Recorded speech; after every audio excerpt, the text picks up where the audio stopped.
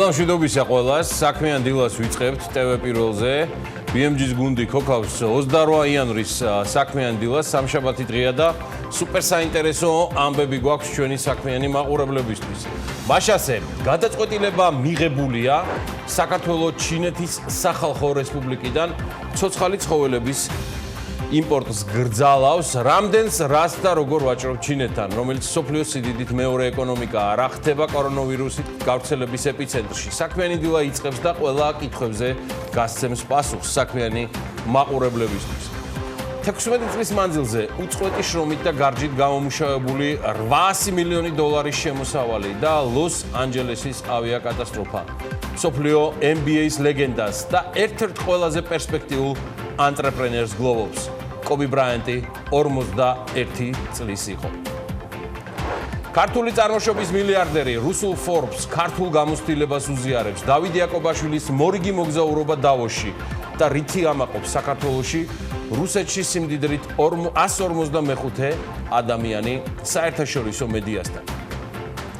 დავით იაკობაშვილი ბევრ საერთაშორისო კომპანიაში ფლობს ინტერესს, საინტერესოა როგორ რეაგირებს ამაშობაში ბირჟები მსოფლიოში მიმდინარე მოვლენებზე, როგორ შეიცვალა ინდექსები ახალი ჩინური კორონავირუსის კვალობაზე. სულ რამდენიმე ხანში ეს უკვე ალბათ იქნება მესამე-მეოთხე ბლოკში გოგა მელიქიძე გალტენტაგარტის სათაო ოფისიდან ჩაგვერთვება 9 საათიან ბლოკში, მანამდე და მეც ყავს სტუმრები ჩვენი ძველი მედია პარტნიორი და ამჯერზე არასაბანკო ფინანსურ დაწესებულებათა ასოციაციის ხელმძღვანელი გივი კორინთელი ქართული საფინანსო ბაზრის პერიპეტიებზე მოგვიყვება. პერიპეტიები კი იმდენად მძაფრია საფინანსო თუ სხვა ბაზრებზე, რომ გაძლება და ჯანზე ყოფნა გჭირდება. რამდენად მზად არის ჯანდაცვის სექტორი ახალი რეფორმებისთვის და გვაქვს თუ არა რეალურად საქმე რეფორმასთან. საკუთარი და თქვენი გულის გასაფრთხილებლად საქმიანი დილის სტუდიაში კლინიკა გულის დამფუძნებელს და ხელმძღვანელს პროფესორ ანზორ მელიას უმასპინძლებთ.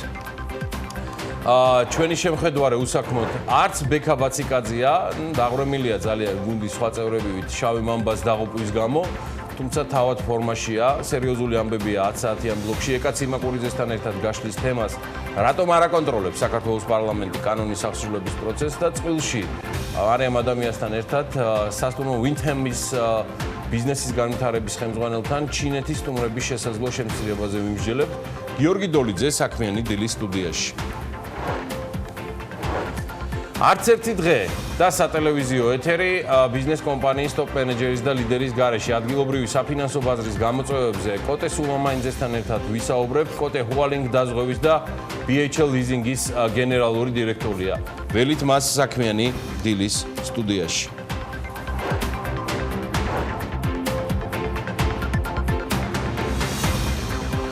დილამ შვიდობის ყველას, დღეს 28 იანვარია, მოგესალმებით და მაქვს პატივი წარმოგიდგინოთ საქმიანი დილა, ტრადიციულად ანა ლაპიაშვილთან ერთად, მე გიორგი ისაკაძე ვარ, ჩვენ წარმოვადგენთ BMG-ს, Forbes და ვართ საქმიანი მედია ამ ქვეყანაში, რომელიც მე-4 წელიწადია უკვე საქმიან დილას ვაკეთებთ არც თუ წარმომადგენლად და BMG-ს ძალიან ბევრი სხვა საინტერესო ეთერი იქოქება თქვენთვის, რომელსაც დღის განმავლობაში კიდევ შემოგთავაზებთ. კარგი, მოდი გადავიდეთ უკვე პირდაპირ ამბებზე, მით უმეტეს მოსაყოლი ბევრი გვაქვს, ჩვენი პროლოგებიდან გამომდინარე. კი და დაპირებად შესასრულებელია, რომელიც მათ შორის გოგიტა ქერქაძესაც გუშინ მივეცი და სხვა Facebook გოგიტან თლად მარტო ჩემს Facebook მომხმარებელი არ არის. ვის წერდნენ რა გამოხმაურება იქნებოდა ჩვენი კობი ბრაიანტის დაღუპვასთან დაკავშირებით. ცხადია იქნება, კობი ბრაიანტი არ იყო მხოლოდ NBA-ის ლეგენდა, გამორჩეული, მართლაც გამორჩეული კაშკაშა ვარსკვლავი, მაგრამ მანამდე მაქვს კიდევ რამდენიმე ამბავი. ამერიკული Forbes-ი წერს, რომ ესპანელ მილიარდერს ესეთი არსებობს ჰაიმე ბოტინი, იგი თითქმის 2 მილიარდის პატრონი არის, უფრო ზუსტად 1.7 მილიონად არის შეფასებული მისი ქონება, 18 თვიანი პატიმრობა და 52 მილიონი ევროს გადახდა. ზემოდან კიდევ 400,000 დაამატებინეს, ეს ჯამში 60 მილიონი დოლარია, ესეთი ჯარიმა შეუფარდეს. გამოცემა Forbes-ი წერს, რომ მილიარდერი საკუთარი იახტით უკანონოდ ცდილობდა პიკასოს ნახატის, გეცნოთ ალბათ ახალგაზრდა ქალის თავის გადატანას და საერთოდ გატანას ესპანეთიდან. სასამართლომ ასევე დაადგინა, რომ მოხდეს ნახატის კონფისკაცია და ის სახელმწიფოს გადაეცესო. მილიარდერს აპელაციის უფლება ცხადია აქვს, მართალია ამ ნახატის მეპატრონე თავად ბოტინია, მაგრამ პიკასოს შედევრი რამდენიმე წლის წინ ესპანეთის ეროვნულ საგანძურად აღიარეს, ამიტომ მისი გატანა ქვეყნის ფარგლებს გარეთ აკრძალულია და ესპანეთის კანონმდებლობის მიხედვით ხელოვნების ნებისმიერი ნიმუში, რომელიც ასაკից 100 წელს აღემატება, ქვეყნის ისტორიის და კულტურის თვალსაზრისით მნიშვნელოვანია, ცხადდება ეროვნულ საგანძურად, იმის და მიუხედავად ის არის კერძო თუ საჯარო საკუთრებაში. მოკლედ, თუ მეპატრონეს მისი ესეთ ნივთის გატანა ქვეყნიდან სურს, ესპანეთის კულტურის სამინისტროსგან სპეციალური ნებართვა უნდა მიიღოს. რაც არ გააკეთა ბოტინმა, აი პაბლო პიკასოს ახალგაზრდა ქალის თავი კი 1906 წელს შექმნილი ნახატია და მისი ამჟამინდელი ღირებულება არც მეტი და ნაკლები 26 მილიონი ევროა. პიკასოს ამ ნახატზე და ზოგადად ამ მიმართულებაზე ფიქრისას რომ წავიდეთ, თქვენთვის საქმიანი დილას სამშაბათის გამოშვებას ვამზადებდით, ფიქრებმა რაღაც ქართველი კოლექციონერებისკენ და მსხვილი გალერისტებისკენ წამიღო, აიმე ბოტინის შემხედვარე.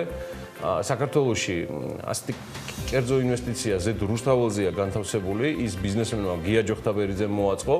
სხვა და ამ მასშტაბის ანალოგი შედარებით განსხვავებული ფორმით არის წარმოდგენილი ამავე გამზირზე ზურაბ წერეთლის ოღონდ საავტორო სამხატვრო გალერეით.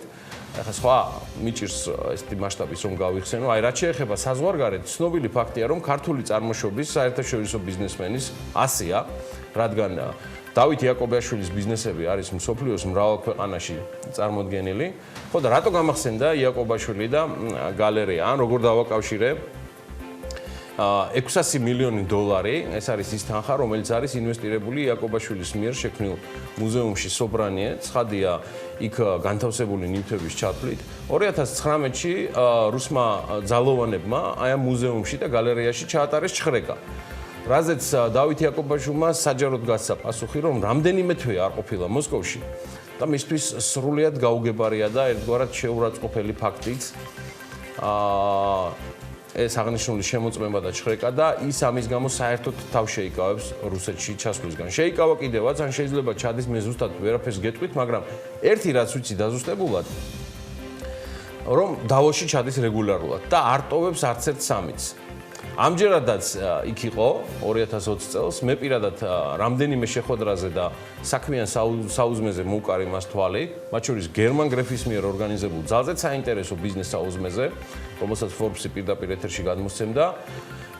მე ვერ მოვინახულე ჯერჯერობით, თუმცა აი რუსულმა Forbes-მა და ჩემმა კოლეგებმა არ გაუშვეს ხელიდან შანსი, რომ არ ჩაეწერათ მათთვის, როგორც მე მიყვებიან ჩემი კოლეგები.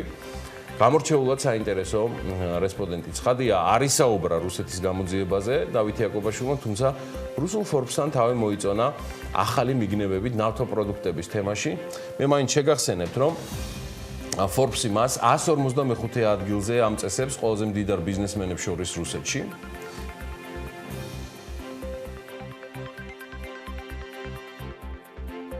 ჩვენ მოვიფიქრეთ სპეციალური დანამატი დიზელში, მაზუტში და ბენზინში, რომელიც ფაქტიურად ალკოჰოლზე დაფუძნებით მივიღეთ. ამ დანამატის გამოყენებით სერიოზულად მცირდება მავნე ნივთიერებები, რომელიც გარემოს აზიანებს და ასევე სერიოზულ ეკონომიას იღებენ მძღოლები და ეს დაახლოებით 5-დან 15%-მდეა.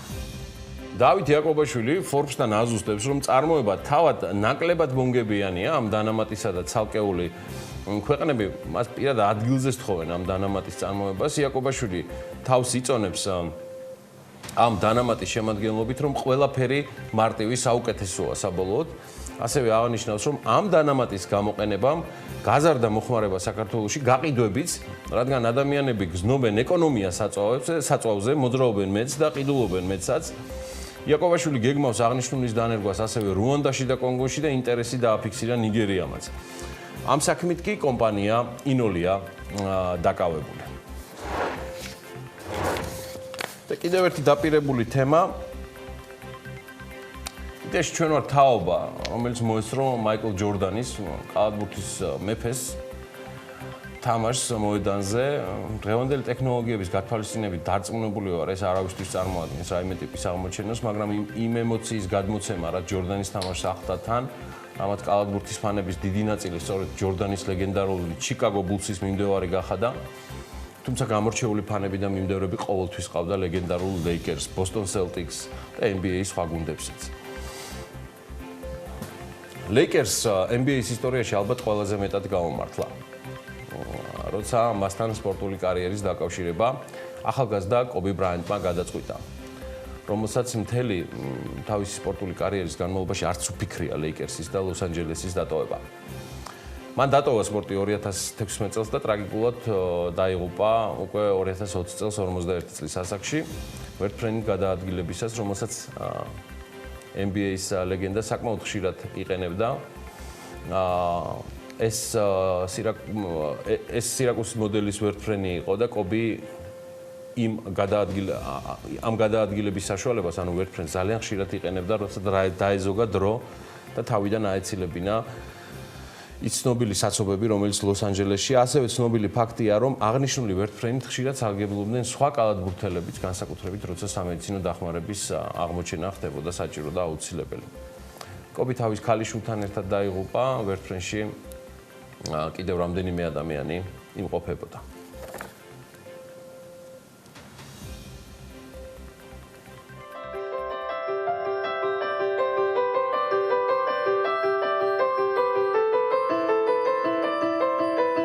რთულია სიტყვებით აღწერო ის ტკივილი, რაც კობი ბრაიანტის გარდაცვალებამ არა მხოლოდ საკალათბურთო სამყაროს, არამედ მთელს მსოფლიოს მოუტანა. არ დარჩენილა არც ერთი სპორტსმენი, რომელმაც არ აღნიშნა, რომ კობი მისი ინსპირაციის წყარო იყო. ლეგენდარული კალათბურთელის კარიერა სავსე იყო გამოწვევებით. შავი მამბა ხშირად იხსენებდა კარიერის პირველ თამაშებს, როდესაც არაფერი გამოსდიოდა და ამიტომ დარბაზს თითქმის არასდროს ტოვებდა. იყო მომენტები, როდესაც გუნდელებს ღამის 5 საათზეც კი აღვიძებდა და სავარჯიშოდ მიდიოდა. მე არ მესმის ზარმაცი ადამიანების, მათ ენაზე საუბარი არ შემიძლია და არც მსურს, რომ საერთო მქონდეს მათთან. ჩემს გონებას არ შეუძლია შეეგუოს დამარცხებას. იმის გაცნობიერება, რომ წარუმატებელი ვარ, ჩემთვის სიკვდილზე უარესია. არ დაუშვებ, რომ განვლილი 20 წელი ჩემს ცხოვრებაში ყველაზე მნიშვნელოვანი იყოს. სურს მომავალ თაობას ჩემი გამოცდილება გავუზიარო და მომავალ 200 წლეულს სწორედ ამ საქმეს მივუძღვნი. ასე ასრულებს კარიერას ლეგენდარული კალათბურთელი და ასრულებს სიცოცხლესაც. 41 წელი ძალიან ცოტაა იმისთვის, რომ ის სიდიადე, რაც მის პიროვნებას ახლდა, სრულად გადმოსცე. ბრაიანტს კარიერამ დიდი შემოსავლებიც მოუტანა. უკვე ვეტერანის კონტრაქტის პირობებში მხოლოდ ხელფასის სახით წელიწადში $25 მილიონ იღებდა. იყო ნაიკის მთავარი სახე და მისი ბოტასის ხაზს ნებისმიერი კალათბურთელი სიამაყით იყენებდა პარკეტზე. Forbes-ის მიხედვით მან 41 წლის განმავლობაში $600 მილიონი დაგროვება შეძლო. შავი მამბას ტრაგედია კიდევ ერთხელ გვახსენებს, რომ საკუთარი თავის საუკეთესო ვერსია უნდა ვიყო. NBA-ის 5-გზის ჩემპიონი. 81 ქულა ერთ თამაში. 33643 ქულა კარიერაში. 2 გზის ფინალების MVP. 18 გზის All-Star-ის მონაწილე. ეს უბრალოდ კობი ბრაიანტია, რომლის სახელიც კალათბურთის ისტორიაში ოქროს ასოებით დიდი ხანია ჩაწერილია.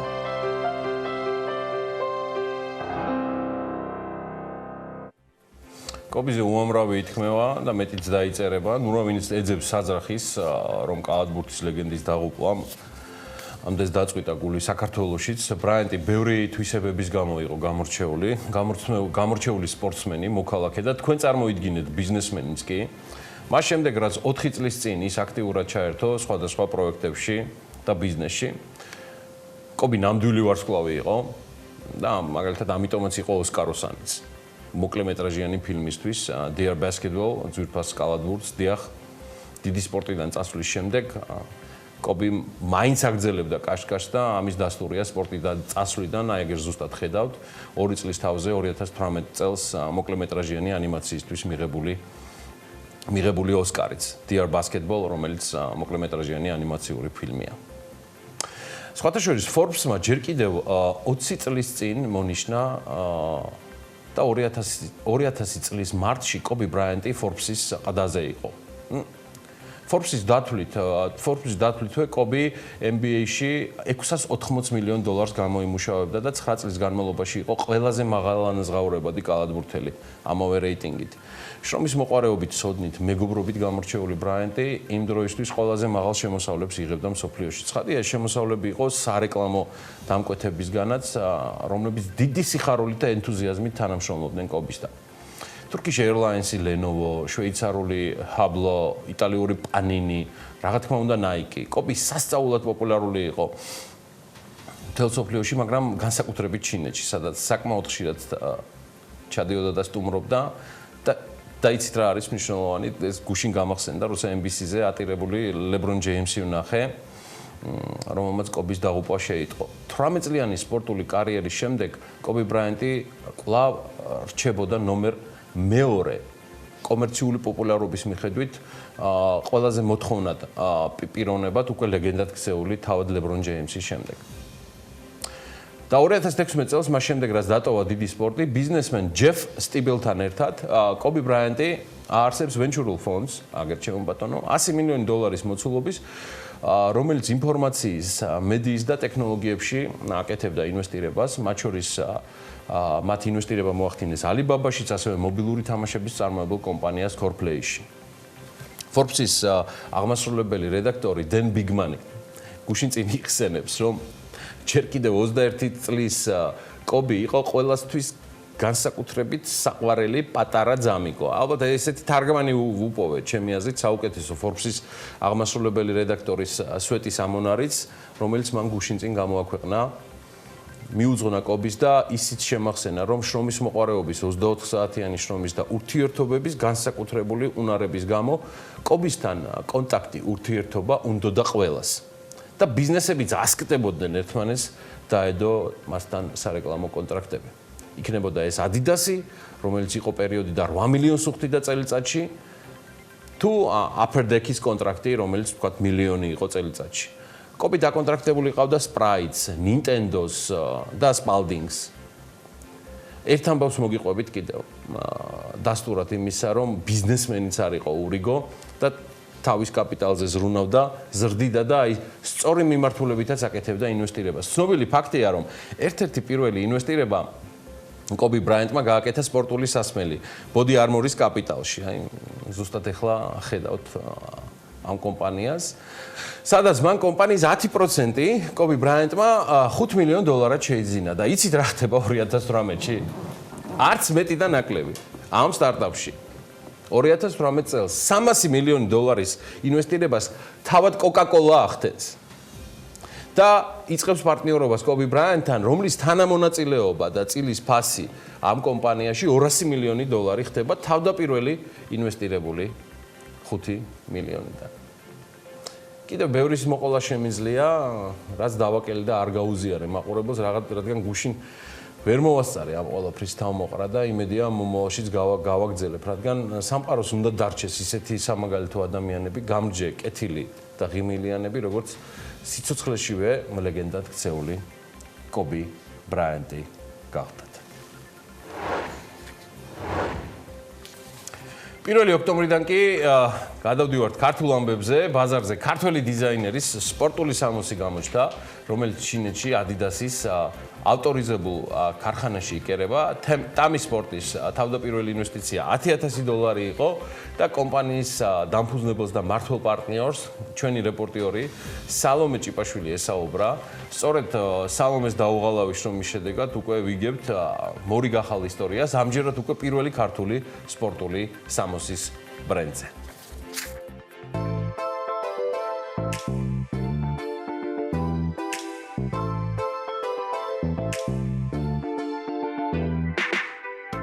ერთი წლის წინ დაიწყო იდეის დამუშავება, თუმცა არც ვიცოდით თუ ამ ხელსირთულეებს წავაწყდებოდეთ წინ. ძალიან გვინდოდა რომ ყოფილიყო ეს ისეთი ხარისხის ტანსაცმელი, რომელიც ანუ იქნებოდა ძალიან კარგი პერფორმანსისთვის, იქნებოდა თქვათ ხარისხი დახვეწილი, სტილი გამორჩეული და ამას მოყვა პირველივე წინაღობა ძალიან მალე, იმიტომ რომ ასეთი ხარისხის ტანისამოსის შეკერვა არ იყო ადვილი. საქართველოში.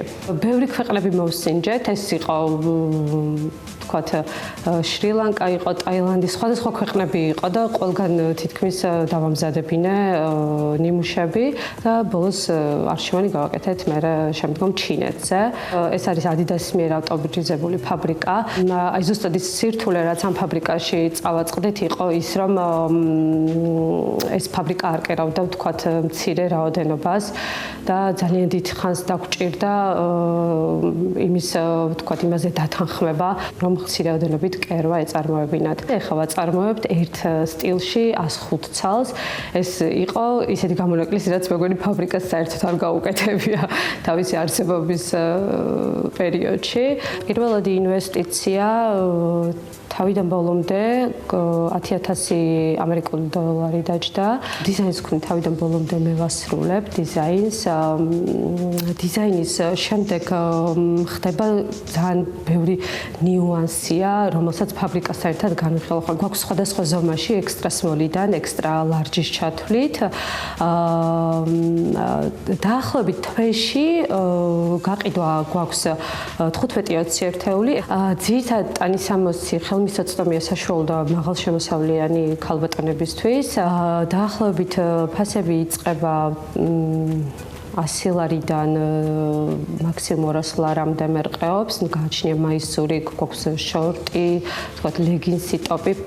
ძალიან ბევრმა, რა თქმა უნდა, ბრენდებს არ დავასახელებ, fast fashion ბრენდებმა ყველამ შექმნა, რომელიც ჩვეულებრივ ტანისამოს აწარმოებდა, ახლა უკვე ნახავთ, რომ მაღაზიებში ყველამ დაამატა სპორტული ტანისამოსი.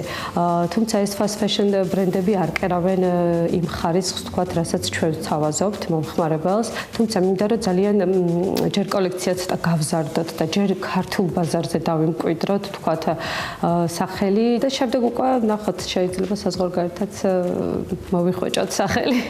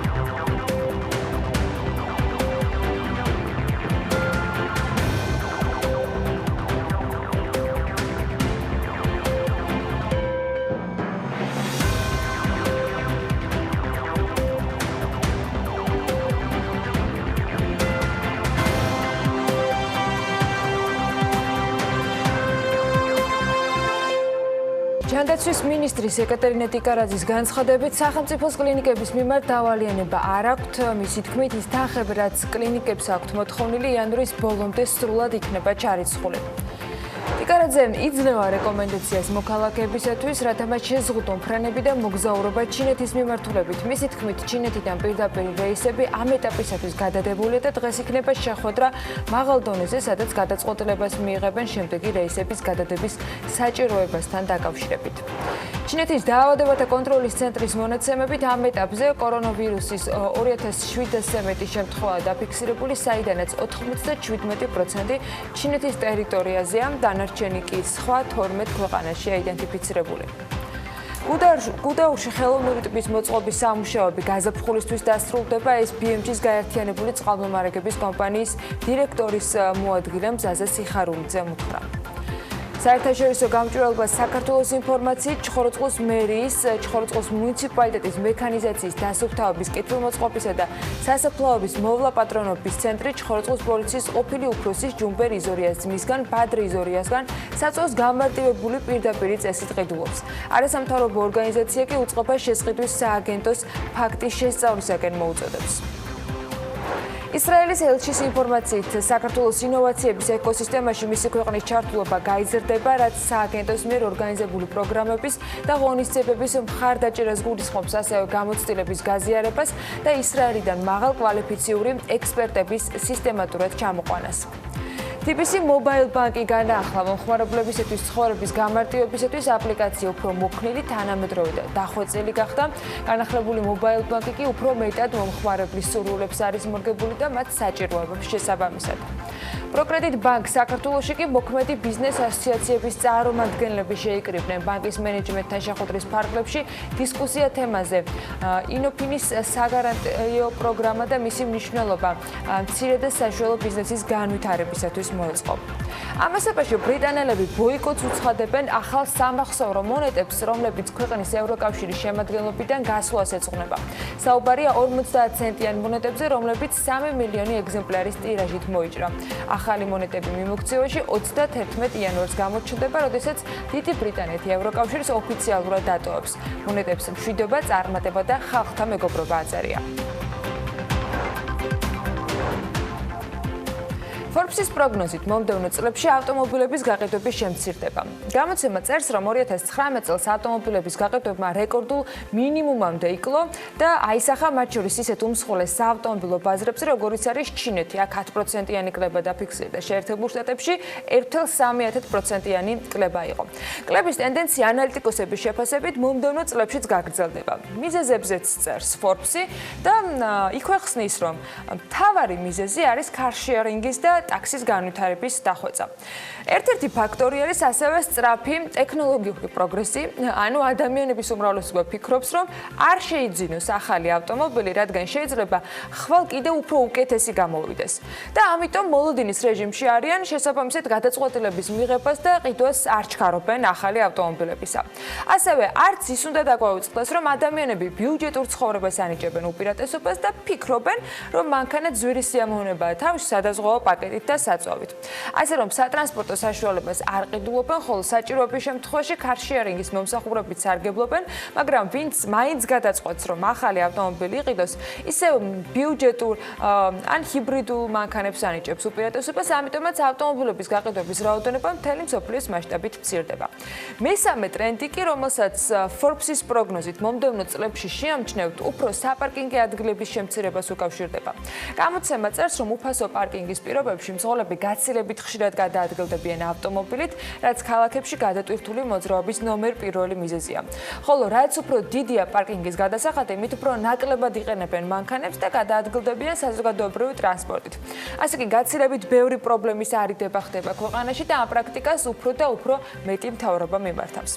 რაც შეეხება მეორადი ავტომობილების ბაზარს, გამომდინარე იქიდან, რომ ახალ ავტომობილებზე სულ უფრო იმატებს ფასები, მომხმარებლები ცხადია მეორად ავტომობილებს ყიდულობენ, ამიტომაც ამ ბაზრის წილი პირიქით იზრდება და მომდევნო წლებშიც ასე გაგრძელდება. თუმცა მიუხედავად ამისა, მაინც იცვლება მოთხოვნები ტრადიციული ავტომობილების მიმართ და ახლა ძირითადად ინტერესი არის ელექტრომობილების და უპილოტო ავტომობილებისათვის. რთულია ყველა მიზეზს და კრიტერიუმს თუნდაც ქართული რეალობის გათვალისწინებით არ დაეთანხმა. მოლოდინი უკეთესი ავტომობილების ბაზარზე გამოჩენის და სურვილი, რომ ნაკლებ ხარჯიანი მანქანის ფლობელები ვიყოთ, საპარკინგო ადგილებზე აღარაფერი რომ აღარ ვთქვათ, საქართველოშიც აშკარად შეემჩნევა. ჯერ მასშტაბებს მართალია ვერ ვეწევით ტემპებითაც, მაგრამ ტენდენცია ფაქტია, რომ ჩვენს გარშემო შეენიშნება. 2019 წლის დეკემბრის მონაცემებით მაგალითად საქართველოში 2135 ელექტრომობილი იყო რეგისტრირებული. მაშინ როცა 2018 წლის დეკემბერში მათი რაოდენობა 1384-მდე იყო. ისპეიში BMG-ს მაგალითად უთხრეს, რომ ელექტრომობილების რაოდენობის ზრდის პარალელურად იზრდება დასამუხტი სადგურების მოხმარების სიხშირეც. რაც შეეხება ელექტრომობილების დამუხტვისათვის დახარჯული ელექტროენერგიის რაოდენობას, ისპეისის მონაცემებით 2019 წელს მათ სადგურებზე ელექტრომობილების დასატანად 245,000 კილოვატ-საათი ელექტროენერგია დაიხარჯა. ამასობაში ელექტრომობილების დამტენებზე მოთხოვნაც გაიზარდა. 2018 წელთან შედარებით 2019-ში მაგალითად ელექტროდამტენებით სარგებლობა საშუალოდ 55%-იან ზრდას აჩვენებდა. საქართველოს მასშტაბით კომპანიას ისპეისი ვსაუბრობთ ისევ, ელექტრომობილების 100-ზე მეტი დამტენი აქვს დამონტაჟებული, მათგან ავტომაგისტრალზე არის 7, რომლებიც ფასიანია, დანარჩენი უკვე თბილისის და სხვა ქალაქების მასშტაბით არის განთავსებული და აქ სარგებლობა უფასოა. ისპეიში ისიც თქვეს, რომ ისინი მინიმუმ ნახევარი წელი ქალაქის დამტენების გაფასიანებას, ანუ ფასის დაწესებას მისი გამოყენებისას არ აპირებენ, რაც შეეხება იმ დასამუხტ სადგურებს, რომელსაც ყველაზე ხშირად იყენებენ ელექტრომობილების მძღოლები. როგორც კომპანია შეამბობენ, ეს თბილისში არსებული დამტენები არის. ელექტროჰიბრიდული თუ შიდა წვისძრავიანი სულ ჯამში გასულ წელს საქართველოში 87,548 სატრანსპორტო საშუალება დარეგისტრირდა. მათგან ყველაზე მეტი თეთრი და რუხი ფერის ავტომობილები იყო და შინაგან საქმეთა და სამინისტროს მონაცემებს თუ ჩავხედავთ, მაგალითად გასულ წელს 25099 თეთრი ფერის და 25426 რუხი ფერის მანქანა დარეგისტრირდა. რაოდენობის მიხედვით მესამე პოზიციაზე შავი ფერია. მას ლურჯი მოჰყვება, წითელი ჯამში სულ დარეგისტრირდა 6116 ავტომობილი, მწვანე 2377, ყვითელი 1997, ყავისფერი 1595 და ნარინჯისფერი 1073. ის ფერი სულ რაღაც 210 ავტომობილის დარეგისტრირება მოხდა.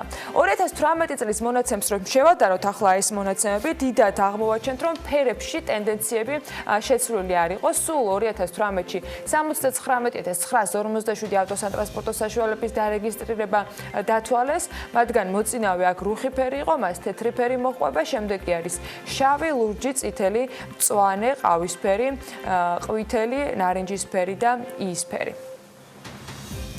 ვიდრე მანქანების ამბებს ვითვლით, თბილისში ორთვალა ყველაზე ეკოლოგიური ტრანსპორტით ჩამოსულ მოგზაურს ველოსიპედი მოპარეს.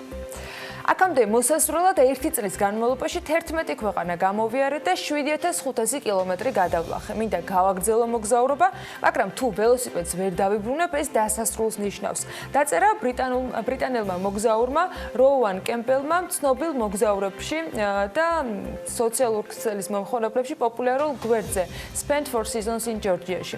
თურმე სადმე ნახავთ ჩემ ველოსიპედს, გთხოვთ გამაგებინოთ, მადლობა, წერს ბრიტანელი მოგზაური და იქვე მიუთითებს, რომ მან პოლიციასაც მიმართა, თუმცა მათ არ აქვთ ველოსიპედის პოვნის დიდი იმედი, რადგან ჰოსტელის სიახლოვეს კამერები განთავსებული არ არის, სადაც ის იყო გაჩერებული. კემპელი ასევე დიდ მადლობას უხდიდა ამ პოსტში ყველას, ვინც ახალი ველოსიპედისათვის ფულის შეგროვება შესთავაზა, მას ამასობაში ჰქონდა იმედი, რომ თავის ველოსიპედს მიაგნებდა და ახლის ყიდვა საჭირო აღარ იქნებოდა. მაგრამ როგორც ჩანს, ამ პოსტის მერე ვიყოჩაღეთ, მაგრამ იქამდე ამ მოპარვით რომ ვიყოჩაღეთ, ესეც ფაქტია. კრიმინალის არარსებობა დავადასტურეთ ქვეყანაში და ტურისტებისათვის საუკეთესო გარემო და საუკეთესო მასპინძლობა რომ ვიცით, ამასაც ხაზი კარგად გაუსვით. მოგზაურებისათვის ახალი ველოსიპედის შეთავაზების იდეა სოციალურ ქსელში დარწმებულ ვარ, ბევრს გაუჩნდა და შესრულებაც ბევრმა სცადა, თუმცა ამ ამბავს მალე კიდე ერთი Facebook პოსტი წამოეწია და ისიც გავიგეთ, ვინ არის ის ადამიანი და ვინ არიან ის ადამიანები, ვინც საუკეთესო სტუმარ მასპინძლობა შესთავაზეს ტურისტს. ტურიზმის ეროვნული ადმინისტრაციის ხელმძღვანელმა მარიამ ქრივიშვილმა დადო პოსტი და სათაური ჰქონდა ასეთი საუკეთესო სტუმარ მასპინძლობა, რომელსაც რამდენიმე დღის წინ თბილისში ველოსიპედ მოპარული ბრიტანელი ტურისტი ახლდა თან. მოკეთ, ჩვენ ბრიტანელ სტუმარს როვან კემპბელს ბევრი საჩუქარი გაუკეთეს მოქალაქეება და კერძო სექტორის წარმომადგენლობა. ველოსიპედი ბაიქს ჯიმ აჩუქა, ორი ღამე სასტუმროში Best Western გუდავრინ და ტრადიციული ქართული ვახშამი. ორი ღამე ჰოსტელ ფაბრიკაში ექნება, მას კიდევ ერთი საჩუქარი, წერს მარიამ ქრივიშვილი სოციალურ ქსელში. ტურიზმის ამბებში საქართველოსთან სხვა სიახლეები ჯერ განსაკუთრებული არ გვაქვს, თუმცა ამასობაში მსოფლიო ტურიზმის ორგანიზაციამ დაითვალა და აღმოაჩინა, რომ გასულ წელს კიდევ უფრო მეტმა ადამიანმა იმოგზაურა ტურისტის სტატუსით, ვიდრე იმის წინა წლებში. 2019-ში საერთაშორისო ტურისტების რაოდენობა გაიზარდა და მან 1,5 მილიარდი შეადგინა. მსოფლიო ტურიზმის ორგანიზაციის ინფორმაციის თანახმად გასულ წელთან შედარებით ეს არის 4%-იანი ზრდა.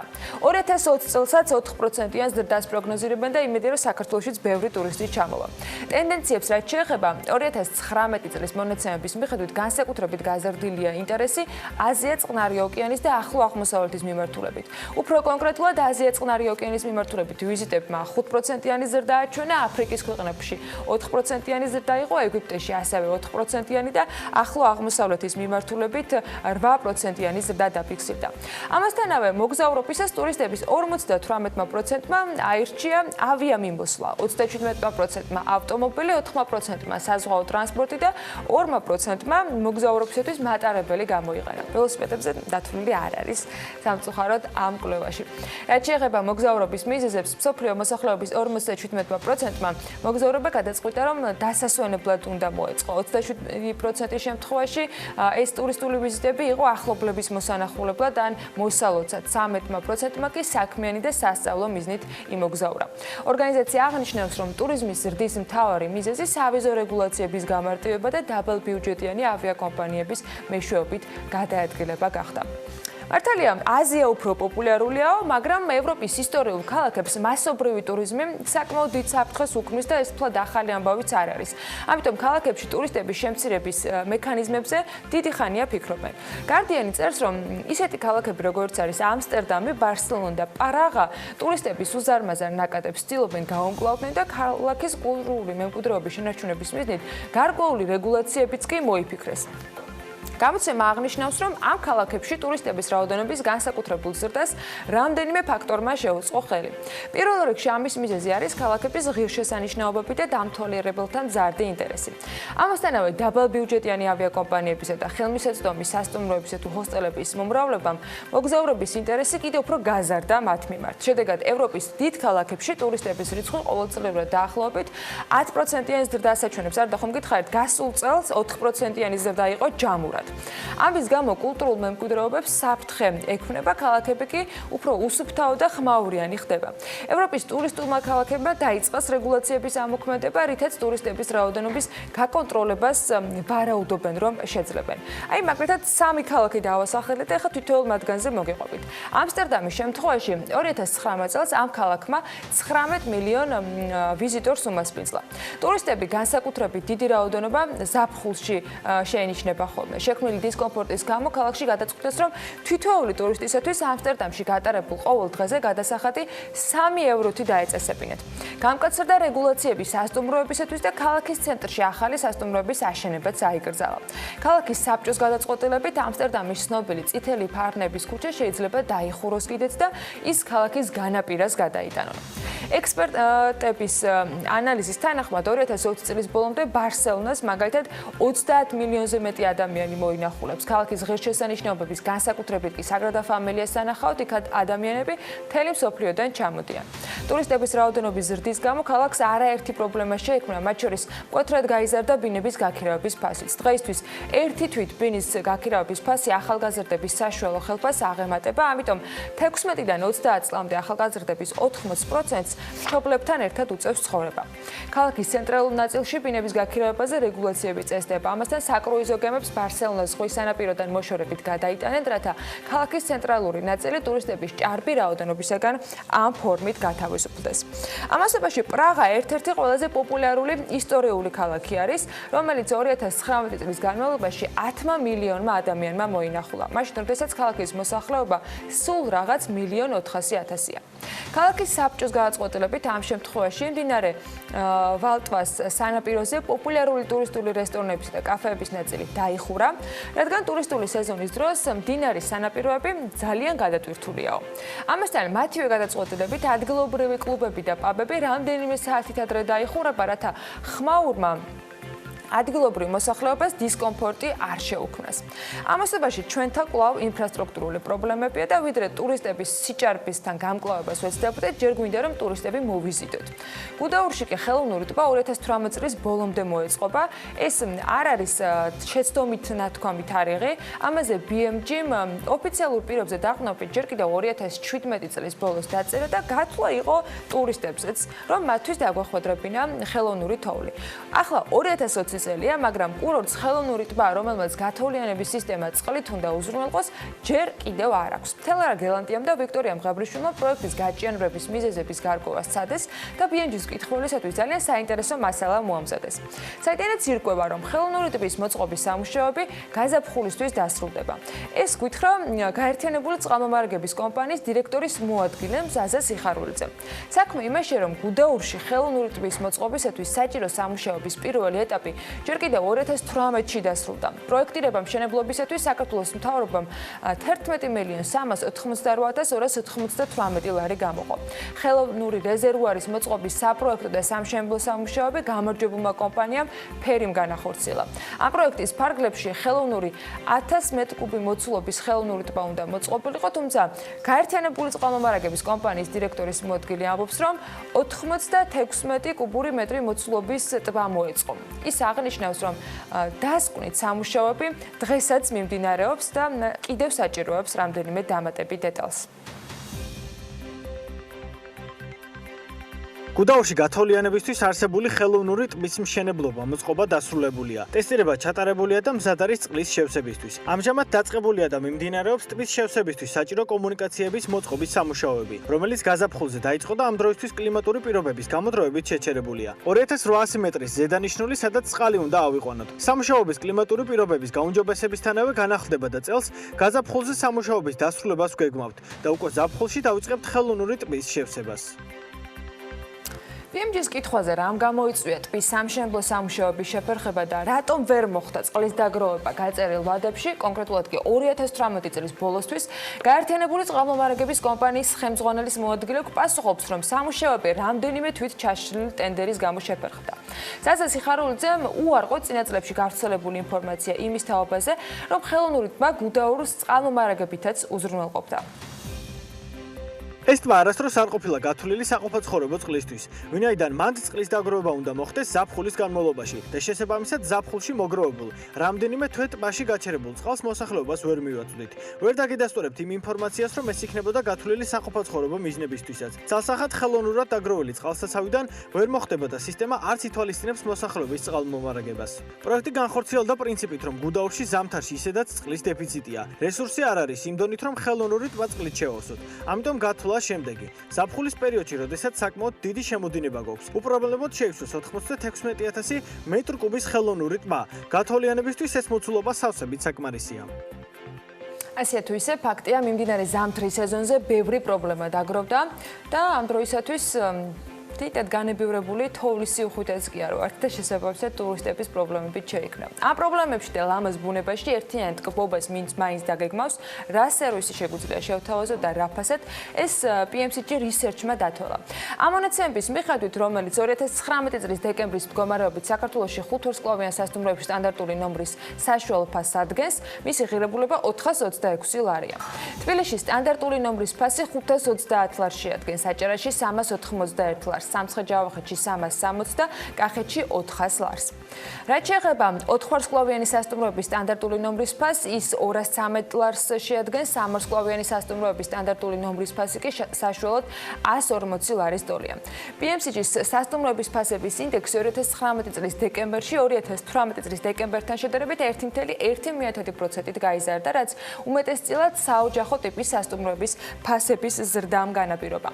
ოფიციალური სტატისტიკის მიხედვით საქართველოში რეგისტრირებული სასტუმროების და სხვა ტიპის განთავსების ობიექტების ნომრების საშუალო რაოდენობა კი ძირითადად 20-ზე ნაკლები არის. 21 და მეტი ნომერი ქვეყანაში მხოლოდ 428 სასტუმროს უფიქსირდება, მათგან 157 აჭარაში, 133 თბილისშია რეგისტრირებული. სულ საქართველოს სასტუმროებში და სხვა ტიპის დაწესებულებებში ჯამში წლის ბოლოსთვის მოთვლილი იყო 37255 ნომერი. ამ ნომრებში საწოლების საერთო რაოდენობა კი თითქმის 91,000 შეადგენდა, უფრო დაზუსტებით 90793-ს. შესაბამისად, სრული დატვირთვის შემთხვევაში სწორედ ამდენი ვიზიტორის მიღება შეუძლია საქართველოს ტურისტულ სექტორს ერთდროულად. ტურიზმის ადმინისტრაციის ინფორმაციით კი მომდევნო წლებში საქართველოს კიდევ არაერთი 4 და 5 ვარსკვლავიანი სასტუმროები შეემატება. მაგალითად არის მათ შორის ლემერიდიანი, თბილისში ჰილტონ გარდენინი, თბილისის რედისონ პარკინი, ასევე პულმან ჰოტელს ენდ რიზორტსი, თბილისის მარიოტ ავტოგრაფ კოლექშენი და ასე შემდეგ. მოკეთ ეს ტურიზმის სასტუმროები და გადასახადები მნიშვნელოვანია, რომლის სიდიდითაც საბედნიეროდ მოწინავეთა რიგებში ჯერ არ ვართ და 7 გულით გაგაცნობთ იმ ქვეყნების ჩამონათვალს, სადაც ყველაზე მაღალი გადასახადი ფიქსირდება. შვედეთის მოქალაქეები ყველაზე მაღალ საშემოსავლო გადასახადს იხდიან. 2019 წლის მონაცემებით ქვეყანაში საშემოსავლო ზღვარი იყო 57.1%, რაც OECD-ის ქვეყნების საშუალო მაჩვენებელზე მაღალიც კი არის. ეკონომიკური თანამშრომლობა განვითარების ორგანიზაციის წევრ ქვეყნებში სამშენებლო გადასახადის ზღვარი საშუალოდ არის 41.6%. ავსტრიაში, ნიდერლანდების სამეფოსა და ბელგიაში მოსახლეობის ის ნაწილი, რომლის შემოსავლებიც უფრო მაღალია, მაღალი პროცენტით იბეგრება დაბალ შემოსავლიან მოსახლეობასთან შედარებით, თუმცა არსებობენ ქვეყნები, სადაც საშემოსავლო გადასახადი საერთოდ არ არსებობს. ასე მაგალითად ნავთობით მდიდარი ქვეყნები საუდის არაბეთი, ყატარი და ქუვეითია. ახლა იმ ჩამონათვალს გაგაცნობთ, რომელიც 2019 წლის მონაცემებით ყველაზე მაღალი საშემოსავლო გადასახადით ლიდერი ქვეყნები იყო. მაგალითად, შვედეთი როგორც გითხარით, არის 57.1%-ით, მას იაპონია მოყვება თითქმის 56%-იანი გადასახადით, შემდეგი არის ავსტრია 55%-ია გადასახადი, ბელგიაში 50%, ირლანდიაში 48%, ავსტრალიაში 45%, ისევე როგორც ჩინეთსა და საფრანგეთში. ასევე გერმანიაშიც 45%-ია გადასახადი. სხვა დანარჩენ ამბებზე კი უკვე ბიზნეს სიახლეების ბლოკში მოგიყვებით. ბიზნეს პროცესების აუთსორსინგის კომპანია Majorly საქართველოში გაფართოებას გეგმავს. კომპანიის აღმოსავლეთ ევროპის დირექტორმა და ადგილობრივი წარმომადგენლობის დირექტორმა სააგენტო საწარმოო საქართველოში წარმომადგენლებს უმასპინძლებს და სამომავლო გეგმები გააცნეს. საფონდო ბირჟაზე საქართველოს სალიზინგო კომპანიის ობლიგაციები გაიყიდა. ბირჟაზე 250.502 ლარის გარიგება 250 აქციაზე დაიდო. ნომინალური ღირებულება 1034 ლარით განისაზღვრა. კომპანიამ საქართველოს საფონდო ბირჟაზე 10 მილიონის ობლიგაციები 2019 წელს განათავსა. კომპანია Fronteras ყოფილი თანამშრომლები კი დავალიანების ანაზღაურებას ითხოვენ, ამბობენ, რომ 11 თვის დავალიანება აქვს მათთვის კომპანიას გადასახდელი. დაზარალებულები განმარტავენ, რომ ისინი სამსახურიდან 17 დეკემბერს გაათავისუფლეს და მათ ამის შესახებ გუშინ საქართველოს პარლამენტში ისაუბრეს. ვიდრე Frontera საქართველოში თანამშრომელთა სახელმწიფო დავალიანებას დაფარავს მილიონერი, რომელსაც მთელი საქართველო ეძებდა, ნაპოვნია.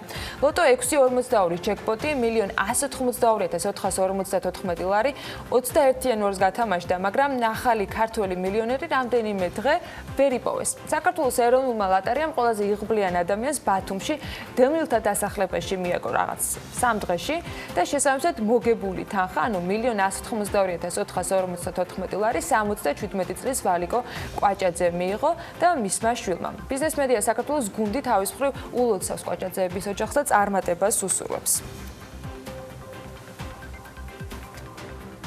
შეერთებულმა შტატებმა წეროვანში დაჭრილი სამხედროებისათვის სარეაბილიტაციო ცენტრი 4,200,000 გრანტით დააფინანსა. აქ თავმოყრილი იქნება ყველა აუცილებელი სივრცე, აღჭურვილობა და მომსახურება, რომელიც მებრძოლებს გამოჯანმრთელებისათვის სჭირდებათ. ძალა ერთობაში არის, ნათქვამი არის საქართველოში შეერთებული შტატების საელჩოს Facebook გვერდზე გავრცელებულ ინფორმაციაში, რომელიც ამ სარეაბილიტაციო ცენტრზე ყვება. ამერიკის მთავრობა ამაყადგა საქართველოს გამორჩეულად მამაცი სამხედროების გვერდით. ისინი შინ და გარეთ მშვიდობისა და უსაფრთხოებას უწყობენ ხელს, აღნიშნულია განცხადებაში და იქვე მითითებულია, რომ ახალ ეტაპს მიაღწია სამხედროებზე ზრუნვის პროგრამამ. ამერიკის მთავრობამ 4,200,000 დოლარის გრანტით 2000 კვადრატულ მეტრზე გააშენა სარეაბილიტაციო ცენტრი. წეროვანში დაჭრილი სამხედროებისათვის სარეაბილიტაციო ცენტრის გახსნის ცერემონია კი გუშინ შედგა. ამ გახსნაზე აღინიშნა ამერიკის ელჩის მოვალეობის შემსრულებლის მხრიდან, რომ შეერთებული შტატები ამაყობს, რომ საქართველო მნიშვნელოვანი პარტნიორია. ჩვენი ერთგულება საქართველოს მიმართ მომავალშიც გაგრძელდება, აღნიშნა ელიზაბეთ რუდმა გუშინ წეროვანში სამხედრო მომსახურეთა ახალი სარეაბილიტაციო ცენტრის გახსნაზე. ამერიკელმა დიპლომატმა შეერთებულ შტატებსა და საქართველოს შორის არსებულ ურთიერთობაზე ისაუბრა სიტყვით გამოსვლისას და განმარტა, რომ ამერიკა გააგრძელებს ქართულ პარტნიორებთან ერთად მხარდამხარ ბრძოლას. რუდმა მსოფლიოს მშვიდობის საქმეში საქართველოს წვლილზეც ისაუბრა. ბიზნეს პროცესების აუთსორსინგის კომპანია Majorly საქართველოში გაფართოებას გეგმავს. კომპანიის აღმოსავლეთ ევროპის დირექტორმა და ადგილობრივი წარმომადგენლობის დირექტორმა სააგენტო საწარმოო საქართველოში წარმომადგენლებს უმასპინძლეს. Majorly ქართულ ბაზარზე 2016 წელს შემოვიდა. 2019-ში ის ბერსტმანისა და შამის გაერთიანებით წარმოიქმნა და ახალი ბრენდი ჩამოყალიბდა Majorly, რომელიც 29 ქვეყანაში ოპერირებს და თანამშრომელთა საერთო რაოდენობა 50,000-ს აღემატება. საქართველოში კი 1100 ადამიანი ჰყავთ დასაქმებული.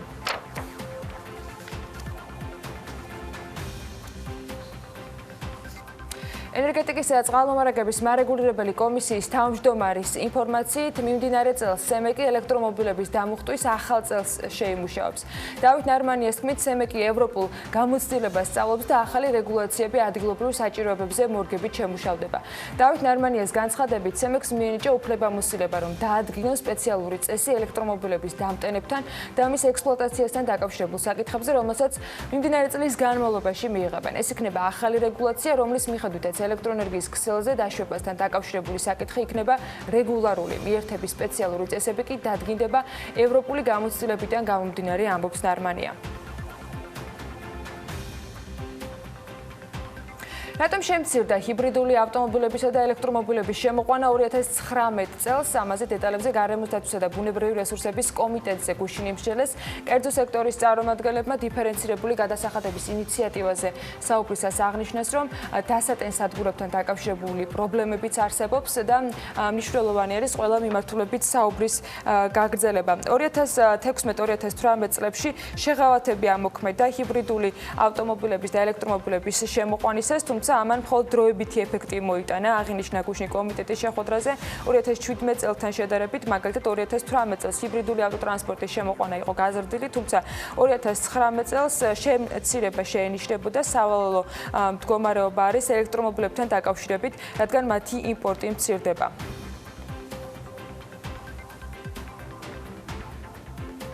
იმ სამედიცინო დაწესებულებების ხელმძღვანელებს, რომლებმაც განაცხადეს, რომ ხელფასები 30%-ით შეამცირეს და თანამშრომლების გაშვება დაიწყეს, ჯანდაცვის მინისტრი პასუხობს, რომ 520-ზე დადგენილება ხელისუფლების გადახედვის საფუძველი არავითარ შემთხვევაში არ უნდა იყოს, რადგან ეს დადგენილება სრულად მოიცავს მის ამოქმედებამდე არსებულ სახელფასო ბიუჯეტს.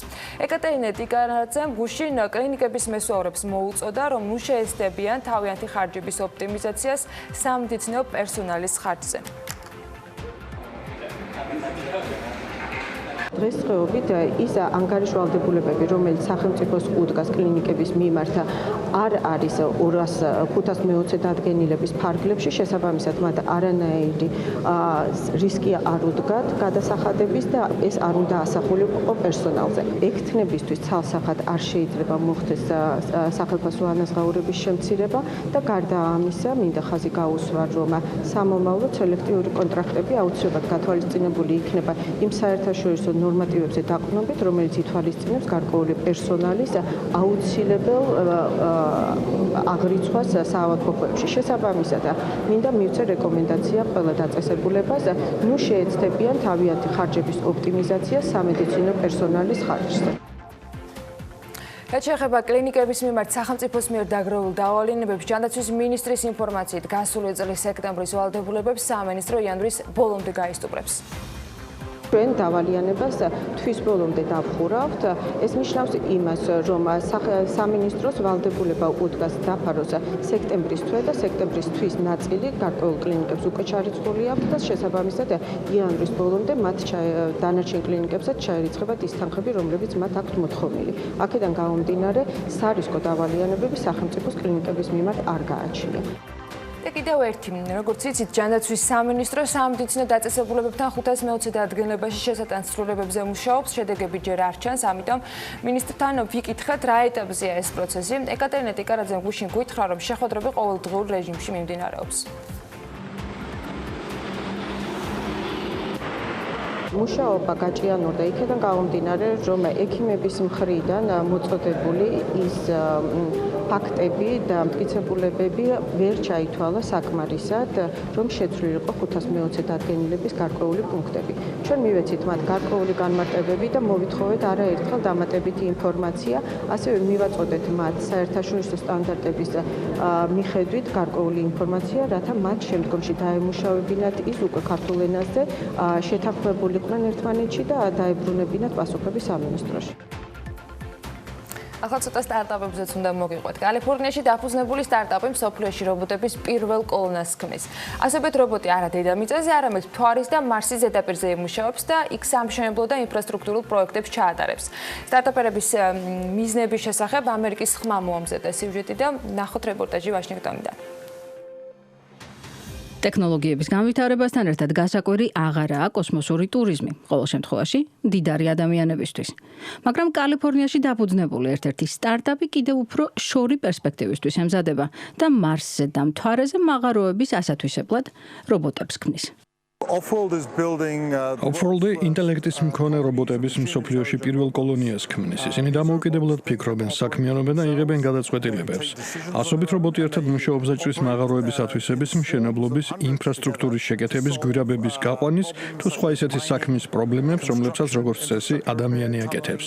Off-world-ის დამფუძნებლები ამბობენ, რომ რობოტებს ისეთი რთული სამუშაოების შესრულება შეუძლიათ, როგორც ადამიანს დღემდე არც ერთი მანქანისთვის არ დაუვალებია. Როგორც კი შექმნით ტექნოლოგიას, რომელსაც ადამიანის სხვა პლანეტებზე ტრანსპორტირება შეიძლება, მოგზაურების პირველი ტალღა არა ადამიანები, არამედ რობოტები იქნებიან.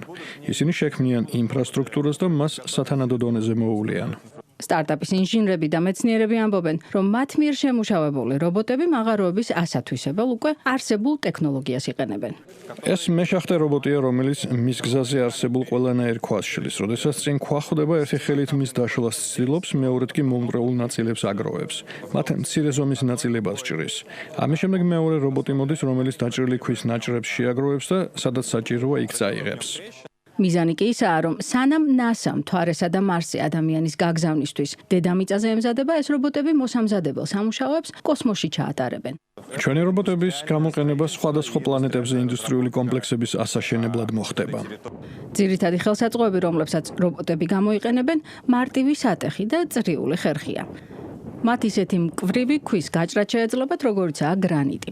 მაგრამ მათი ყველაზე დიდი მიღწევა ისაა, რომ დამოუკიდებლად მუშაობა და მიღებულ გამოცდილებაზე დაყრდნობით სწავლა შეუძლიათ. მანქანების მიერ გამოცდილებაზე დაფუძნებული სწავლა კომპიუტერს მოქმედების ყველაზე გამართლებული არჩევანის გაკეთების საშუალებას აძლევს. ასე რობოტი ყველა სავარაუდო შედეგის შეფასებით გამოსავალს თვითონ აირჩევს. ცხადი ისაა, რომ კოსმოსში რობოტების გაშვება კაცობრიობის მომავლის ნაწილია. Off-world-ი შეიძლება პირველი კომპანია იყოს, რომელიც ამ რეალობისკენ პირველ დიდ ნაბიჯს გადადგამს.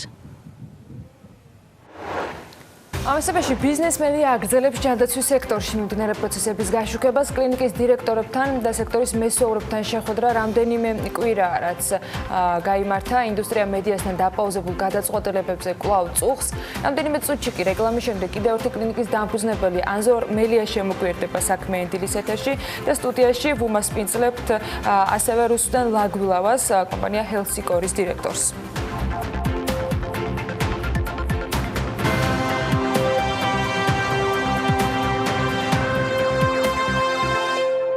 დაბრუნდით საქმიანი დილის ეთერით. NDI-ის ანუ საერთაშორისო დემოკრატიულ ინსტიტუტის კვლევებს მედია ყოველთვის დიდი ინტერესით აშუქებს და პოლიტიკოსებს მათი შეფასებისას არაერთგვაროვანი დამოკიდებულებით გამოირჩევიან.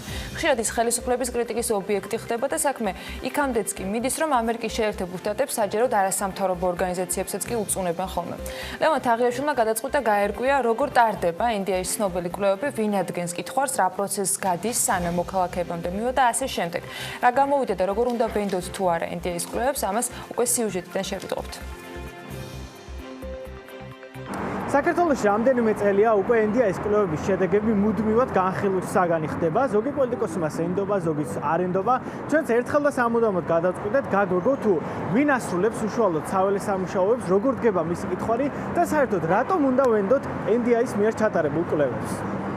ეროვნულ დემოკრატიული ინსტიტუტი, ანუ შემოკლებით NDI საქართველოში 2003 წლის შემდეგ მუშაობს და მისი მთავარი ამოცანა ქვეყანაში დემოკრატიული პროცესების ხელშეწყობაა. მის კვლევებს როგორც წესი მმართველი პარტია არ ენდობა და როგორც მისი სპიკერები ხშირად აჟღერებენ, მთავარი ინდიკატორი მათთვის არჩევნებია. საინტერესოა რა არის უნდობლობის მიზეზი, რადგან NDI-ის კითხვარების შედგენაში ზოგიერთს თავად აქვს მონაწილეობა მიღებული. მაგალითად, გარემოს დაცვისა თუ ჯანდაცვის საპარლამენტო კომიტეტს, თემატიკის მიხედვით საგარეო საქმეთა, თავდაცვისა და შინაგან საქმეთა სამინისტროებსაც. გარდა ამისა, NDI პარლამენტარებთან ყოველდღიურ რეჟიმში მუშაობს, რათა მათი ინფორმირებულობის დონე გაიზარდოს. მაგრამ როგორც ჩანს, ხელისუფლების წარმომადგენლების გულის მოგება მაინც რთულ ამოცანად რჩება. NDI ზოგადად ძალიან მრავალფეროვან საქმიანობას ახორციელებს საქართველოში და ჩვენი კვლევები მხოლოდ ნაწილია ამ ყველაფრის. მხოლოდ პარლამენტში 7 განსხვავებული მიმართულებით მუშაობთ. ძალიან მჭიდროდ მუშაობთ მმართველ პარტიასთან. ჩვენი მთავარი დანიშნულება მათი ინფორმირებაცაა, ხშირად კითხვებზე ერთად მუშაობთ. არ ვიყარ სხვის ნაცვლად საუბარი, მაგრამ ალბათ გამოკითხვის შედეგების უარყოფის მიზეზი მათი იმედგაცრუებაა. არ სურთ დაიჯერონ, რომ მათი მხარდამჭერების რიცხვი ისეთი მაღალი არაა, როგორც ფიქრობენ. ამის ერთ-ერთი მთავარი მიზეზი მსგავსი გამოკითხვების ნაკლებობაა. ამერიკაში მსგავს გამოკითხვას კვირაში დაახლოებით 17 სხვადასხვა ორგანიზაცია ატარებს და მათი უარყოფითი შედეგები ასეთი განხილვის საგანის საერთოდ არ ხდება. რაც შეეხება საველე სამუშაოებს, NDI-მას თავად არასდროს ასრულებს. ამისათვის სპეციალურ კომპანიას კავკასიის კვლევითი რესურსების ცენტრს ქირაობს და კითხვის საბოლოო ფორმატს და შინაარსიც CRS-თან მუშაობის შედეგად იქმნება. კითხვარის შედგენიდან 2-3 კვირაში საველე სამუშაოებიც იწყება. 15 დღემდე გრძელდება და ოკუპირებული ტერიტორიების გარდა საქართველოს მთელი მასშტაბით ტარდება. გამოკითხვის ობიექტის შერჩევა კი საარჩევნო სიების მიხედვით შემთხვევითი წესით მიმდინარეობს. CRS-ის მთავარი პრინციპი ეგ არის, რომ ზუსტად საერთაშორისო სტანდარტების მიხედვით უნდა გავაკეთოთ ყველაფერი და არა საქართველოს რეალობაში, რაც შეიძლება იყოს მისაღები და ასე ვთქვათ, არა გასაკითხი. თუნდაც ის კიშის წრილი, რასაც ჩვენ ვიყენებთ და არა მაგალითად ბოლო დაბადების დღის მეთოდს, ხო, მეტი კონტროლის საშუალებას გვაძლევს ჩვენ, რომ ნახოთ, რომ თუნდაც ინტერვიუერს რამე ფეხი ხო არ აუწდა და პატიოსნებასთან დაკავშირებით რაღაცა პრობლემა ხო არა გვაქვს. ანუ ის თითოეული პროცედურა, რაც ჩვენ გვაქვს დაწყებული ასე ვთქვათ, საარჩევნო უბნების შერჩევიდან დამთავრებული ოჯახის წევრების შერჩევით, ყველაფერი არის საერთაშორისო სტანდარტებთან თანხმობაში. ალბათ თქვენს ჩემსავით არავის იცნობთ, ვისაც ამ კვლევაში აქვს მონაწილეობა მიღებული. ამიტომ რესპონდენტს ეს კითხვაც დაუსვით და შემდეგი პასუხი მივიღეთ. თავარი ჩივილი ის არის, რომ რატომ მე არასდროს არ მოხვედრი ვარ გამოკითხვაში და რატო არ ვიცნობა არავის, ვისაც NDI-ის კვლევაში მიუღია მონაწილეობა. ერთი ყველაზე მნიშვნელოვანი ფაქტორი რაც არის, ჩვენი ინტერვიუერები ესე პირდაპირ არასდროს არ ეუბნებიან, რომ NDI-ის გამოკითხვას ატარებენ, იმიტომ რომ NDI დამკვეთი და შესრულებელი არის კავკასიის კვლევითი რესურსების ცენტრი და ის, რასაც ინტერვიუერი ეუბნება რესპონდენტს, არის, რომ ვართ კავკასიის კვლევითი რესურსების ცენტრიდან, ან CRS-ის საქართველოსთან. თუ ჩაეკითხება კონკრეტულად რა კვლევა არის და დამკვეთი ვინ არის, რა თქმა უნდა, მიაწვის ინტერვიუერი ინფორმაციას, რომ ეს არის ეროვნული დემოკრატიული ინსტიტუტის გამოკითხვა. თუმცა ესე ჩაკითხვის გარეშე არავინ არ ეტყვის ამ ინფორმაციას, მით უმეტეს ბოლო დროს მიმდინარე მოვლენების ფონზე, იმიტომ რომ შეიძლება პირიქით ადამიანმა არ მოგცეს ინტერვიუ, უბრალოდ იმიტომ, რომ NDI-ისთან ხარ ასოცირებული. ბოლო რამდენიმე წელია, რაც კითხვარის შედგენა უკვე სომხურ და აზერბაიჯანულ ენებზეც მიმდინარეობს. კითხვარის სტრუქტურისა და დაცულობის ხარისხით არ მოგატყუოთ და ნამდვილად გაკურებული დავრჩი. როგორც მკვლევარებმა გვითხრეს, ცდომილება კითხვაზე და გამოკითხულთა რაოდენობაზეა დამოკიდებული. თუმცა საშუალოდ 1.8-დან 2.5%-მდე მერყეობს. მოკლედ ძალიან უნდა მოინდომო, რომ კვლევებს არ ენდო და ალბათ ამ ქვეყანაში მონდომება ვის თუ არა პოლიტიკოსებს არ აკლიათ. ადამიანებს ხომ ასეთი ბუნება აქვს. როდესაც ცუდ ამბავს ვიგებთ, მთავარი დამნაშავე ყოველთვის ფოსტალიონი აღმოჩნდება ხოლმე. ჩვენ სამედიცინო სფეროს უბრუნდებით, საქმიანი დილის ეთერში. ეკატერინე ტიკარაძემ გუშინ სამედიცინო სფეროს პასუხი დაუბრუნა. ჯანდაცვის მინისტრი ამბობს, რომ კლინიკების მიმართ სარისკო დავალიანებები სახელმწიფოს არ გააჩნია. რაც შეეხება კლინიკების ნაწილის ხელმძღვანელების განცხადებებს იმის შესახებ, რომ 520 დადგენილების ფარგლებში არსებული განფასების გამო მეტპერსონალისათვის ხელფასების შემცირება მოუწიათ, მინისტრი ამბობს, რომ კლინიკების სიმართლეს არ ამბობენ. რა ხდება 520 დადგენილებასთან დაკავშირებით? ამაზე სულ რამდენიმე წუთში ვისაუბრებთ ანზორ მელიასთან, რომელიც შემოგვიერთდება სტუდიაში. იქამდე უმასპინძლობთ რუსტენ ლაგვილავას, ჰელსინკორის დირექტორს. მოგესალმებით, ბატონო რუსტენ, მადლობა, რომ ხართ ჩვენთან ერთად. 520 დადგენილება გასული წლიდან გადმოყოლებული თემაა. შედგა წლის ბოლოსკენ შეხვედრაც, იყო საუბრები, რომ კომუნიკაციამ რაღაცა შედეგამდე მიიყვანა თავის მხრივ სამინისტრო და სფეროს წარმომადგენლები, რომლებიც აქტიურობდნენ. დღეს რა მოცემულობა მივიღეთ? მინისტრისგან გუშინ მოვისმინეთ, რომ აღარაფერიც აღარ შეიცვლებოდა, იმიტომ რომ არ არსებობდა არგუმენტები, რომლებიც სამინისტრომ უნდა გაიზიაროს. არანაირი შედეგი ჩვენს მცდელობას, რომ შესულიყო 520 დადგენილებაში რაიმე ცვლილება, არანაირი შედეგი დღეს ახეზე არ გვაქვს. იყო რამოდენიმე შეხვედრა სამინისტროსთან, მაგრამ რეალურად არაფერი არ შეცვლილა. რაც შეეხება ხელფასების შემცირებას, ჩვენთან ჰელსინკორშიც მოხდა ხელფასების შემცირება 20%-ით. თუმცა ეს ხელფასების შემცირება მაინც არ მოგცემს იმ შედეგს, რომ კლინიკამ ნორმალურად გააგრძელოს ფუნქციონირება. არსებობს ორი ალტერნატივა. იმ ტარიფებში რო ჩავეტიოთ, ან უნდა შევამციროთ სახარჯი მასალების, ამ შემოვიტანოთ უფრო დაბალხარისხიანი და იაფიანი სახარჯი მასალა, რაც პაციენტისთვის იქნება ძალიან ცუდი, ან უნდა მოვიკლოთ ჩვენ თვითონ ანაზღაურება. ჩვენ წავედით მეორე გზით, რომ რა თქმა უნდა პაციენტს ვერ მივაყენებთ ვერანაირ ზარალს ჩვენ და შევიმცირეთ ხელფასები. აი გუშინდელი პასუხი მინდა რომ აქვე დაგებრუნოთ, იმიტომ რომ მინისტრი ამბობს რომ როდესაც განფასება შეადგინა სამინისტრომ, იქ არსებული ხელფასებით იყო გათვალისწინებული შესაბამისად ის ტარიფები, რომელზეც მათ შორის სამეცნიერო სფეროს წარმომადგენლები პრეტენზიას გამოთქვამდნენ. კი ბატონო. მაშინ სად არის გამოსავალი და რა ტარიფებზე არის საუბარი? ავიღოთ მხოლოდ ერთი მაგალითი. კლინიკა ჰელსიკორი, ეს არის ერთადერთი კლინიკა საქართველოში, სადაც კეთდება აორტალური სარქველის გამოცვლა უოპერაციოდ. ეს უტარდებათ პაციენტებს, რომლებსაც აქვთ ძალიან ბევრი თანხლები დაავადება და მათთვის ღია ოპერაცია უბრალოდ არ შეიძლება. სარქველი, რომელიც ამ შემთხვევაში იდგება, გამოიყენება, მისი ღირებულება შეადგენს $24,000. ჩვენს კლინიკაში გაკეთებულია ესეთი 12 ოპერაცია, ეს ოპერაცია ჩვენ განფასებული გვაქვს $71,000 თუ დღევანდელ დოლარის კურსს თუ გავითვალისწინებთ, კლინიკას არანაირი მოგება ამ პროცედურაზე არ აქვს. და სახელმწიფომ ახალი ტარიფით ეს პროცედურა განაფასა $12,000. $24,000 სარქველი როგორ შეიძლება შეიძინო და გააკეთო $12,000 ეს პროცედურა. პირველივე შეხვედრაზე სამინისტროსთან ეს არის შედარებით დაბალი ხარისხის მასალის ფასი თუ არა, საერთოდ გამორიცხულია, საერთოდ არ არსებულია მსოფლიოს არც ერთ ქვეყანაში მსგავსი სარქველი შეუძლებელი არის ინდური ასეთივე სარქველი, რომელიც $12,000 ღირს. ანუ ვერანაირად, აი 12,000 აი ამ არგუმენტზე იმ შეხვედრებსაც რაც სამინისტროში იმართებოდა მე თვითონ მკითხე ministris მოადგილეს პირველივე შეხვედრაზე, რომ აი აქ ხო შეცდომა ნამდვილად დაშვებული და მესმის მათაც შეიძლება მოვიდეთ შეცდომა, მაგრამ ხო შეიძლება ეს გამოსწორდეს. ორი თვეა გასული, აი ამ წუთში ორი პაციენტი ელოდება ამ პროცედურას. სხვა ქვეყნებში ორჯერ და სამჯერ უფრო ძვირი ღირს ეს ოპერაცია და ფიზიკურად ეს ხალხი ვერ წავა და ვერ გაიკეთებს სხვა ქვეყნებში ამ ოპერაციას. ორი თვის წინ მოგცეს პირობა, რომ ჩვენ ამას განვიხილავთ და შევცვლით, არანაირი პასუხი არ არის. აი გუშინ წინაც ეს ორი პაციენტი მომართავს კლინიკას და რაც მნიშვნელოვანია, იცით, არ აქვს უფლება პაციენტს რომ დაამატოს თანხა. ანუ პაციენტი მეუბნება, რომ მე გამოვიყენებ სახელმწიფოსგან ამ $12,000 და დანარჩენს დავამატებ. ამის უფლება ჩვენ არ გვაქვს. ანუ ჯანდაცვის სამინისტრო გვეუბნება, რომ ახალი ბატონო პაციენტი უშანსოა ფაქტიურად, მიუხედავად იმისა, რომ მზად არის რომ გადაიხადოს. მან რომ ფინანსურად გადაიხადოს, მაგრამ არ უნდა იმ სახელმწიფო დაფინანსებს, ანუ მას შეუძლია გადაიხადოს მხოლოდ იმ შემთხვევაში, თუ გამოვა საყოველთაო დაზღვევიდან. ვინ ზარალდება ამ შემთხვევაში? პაციენტი, ხომ? ანუ მან უარი უნდა დაწეროს საყოველთაო დაზღვევაზე, დაკარგოს ის $12,000 და ისიც თავისი ჯიბიდან გადაიხადოს და 1 წლის განმავლობაში ვერ ისარგებლოს საყოველთაო დაზღვევით. ამ შეხვედრებისას ხომ იყო შეთანხმება მათ შორის იმაზე, რომ უნდა ყოფილიყო სწორედ ასეთი ფორმატით თანამშრომლობა, როდესაც პაციენტს ექნებოდა სელექციური კონტრაქტების სახელით ცნობილი ვთქვათ ფორმა თანამშრომლობისა. ესეც არ შევიდა ძალაში? არა, ჩვენ პირველი შეხვედრა როცა შედგა პრემიერ-მინისტრთან, პრემიერ-მინისტრი მართლაც ძალიან კეთილგანწყობილი იყო ჩვენს მიმართ და თვითონ მეთქვა, რომ ბევრ კაზუსს აქვს ადგილი, როდესაც ჩვენ მასთან გავიარეთ ფასები, დაავალა ჯანდაცვის მინისტრომ სასწრაფოდ მომხდარიყო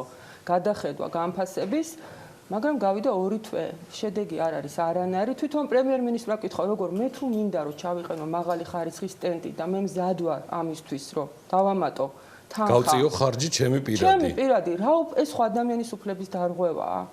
იმ თანხაში, რასაც სახელმწიფო გვთავაზობს, გამორიცხულია წამლიანი უწამლო სტენტსაც არ ყოფნის ის თანხა. წამლიან სტენტზე ხო საერთოდ ლაპარაკი ზედმეტია. მოდი, ეხლა ჩვენ 2 თვეა ხომ მუშაობთ ამ პრინციპით. ანუ პაციენტი, რომელსაც აქვს შესაძლებლობა, მოდის, წერს უარს საყოველთაო დაზღვევაზე. ანუ ის, რაც მათ საყოველთაო დაზღვევიდან ეკუთვნოდა, იმასაც თვითონ ფარავს. და თუ უნდა წამლიანი სტენტის ჩადგმა და 1 წლის განმავლობაში ეს ნიშნავს, რომ მთლიანად გადის სისტემიდან თუ ამ ერთი პროცედურისთვის არა 1 წლის განმავლობაში ის კარგავს საყოველთაო დაზღვევას. აქვე დავაზუსტებ ერთ ნაწილს, თქვენ აღნიშნეთ, რომ შევამცირეთ ხელფასები. მედიაში არაერთგვაროვანი მოსაზრება იყო, დაიწერა, რომ მხოლოდ იმ სამედიცინო პერსონალისთვის შემცირდა ხელფასები, რომლებიც არ არიან ექიმები, ამაში გულისხმობდა ექთნები და ასე შემდეგ.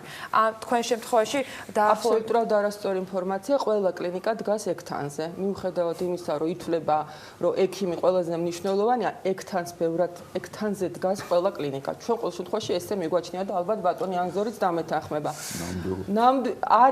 არ ვიცი მე რა იყო სხვა კლინიკებში, მაგრამ ჩვენ კლინიკაში დაწყებული წამყვანი ექიმებიდან, ადმინისტრაციიდან დამთავრებული სანიტრებამდე სულ ყველას შეუმცირდა ხელფასი 20%. თუმცა ეს მაინც არ არის საკმარისი იმისთვის, რომ ჩვენ ნორმალურად გავაგრძელოთ ფუნქციონირება. ამ ორი თვის ვადაში რამდენი ოპერაციაა დაპაუზებული გარდა იმ ორი ოპერაცია, რომელზეც თქვენ ახლა საუბრობთ? არითმოლოგია საერთოდ გაჩერებულია მთელი საქართველოს მასშტაბით.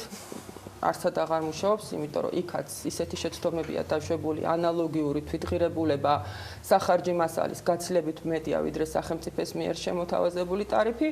არითმოლოგია ჩვენთან დაახლოებით 20-30 პროცედურა ტარდებოდა თვეში და ეხლა ტარდება 2-3, დანარჩენი დაპაუზებულია, იმიტომ რომ რომელი საქართველოში, კარგად იცით ეხლა რამდენი რა პროცენტ შეუძლია რომ მთლიანად გადაიხადოს ღირებულება. ხო, შეუძლებელია, ვერ გადაიხდის და ეს ხალხი ელოდება, რომ იქნებ რამე შეიცვალოს. რაც შეეხება ოპერაციებს, ადრე ჩვენთან თუ ტარდებოდა 20-30 ოპერაცია თვეში, ესეც განახევრებულია, გამომდინარე იქიდან, რომ ძვირადღირებული ოპერაციები, რომლებიც ძალიან დიდ ზარალზე გაიყვანს კლინიკას, ვცდილობთ რომ არ გავაკეთოთ თუ არ არის გადაუდებელი ჩვენება, თუ გადაუდებელია, რა თქმა უნდა, ვაკეთებთ და პაციენტს ვერ ვეტყვი თუ ვარს ამ შემთხვევაში, მაგრამ რეალურად ვართ ბლოკადაში.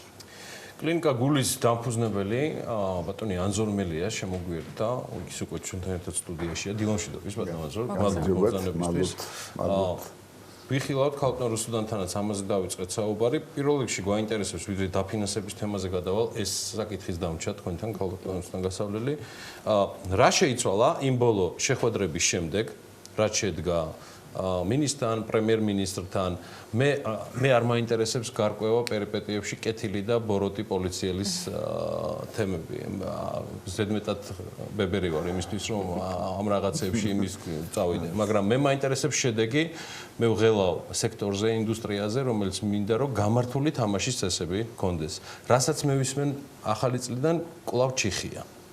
და პაციენტს ელემენტარულად ვისაც აქვს საშუალება და ეს მოყვა ზუსტად აი იმ პერიოდში, თქვენ მოგზანდებოდით ქალბატონ რუსუდანმა, ერთ კონკრეტულ მაგალითზე, ორი საქმე არის ეგეთი, ორი ოპერაცია, ვისაც აქვს საშუალება გადაიხადოს, ისიც კი არ აქვს საშუალება, რომ ეს კურნალობა მიიღო. რასთან გვაქვს საქმე? რა შეიცვალა, ან რა დაპაუზდა, ან რა არ შეიცვალა? ერთადერთი რაც შეიცვალა, ის რომ თუ ივნისისთვის არ ქონდათ გადახდილი სამინისტროს, ივლისის თვე ჩაგვირიცხეს ეხლა ეს რაღაც წინ გადადგმული ნაბიჯია და კიდევ სასიკეთო ის იყო რომ ჰონორარის უფლება მოგვცეს, ამის უფლება არ ჰქონდა.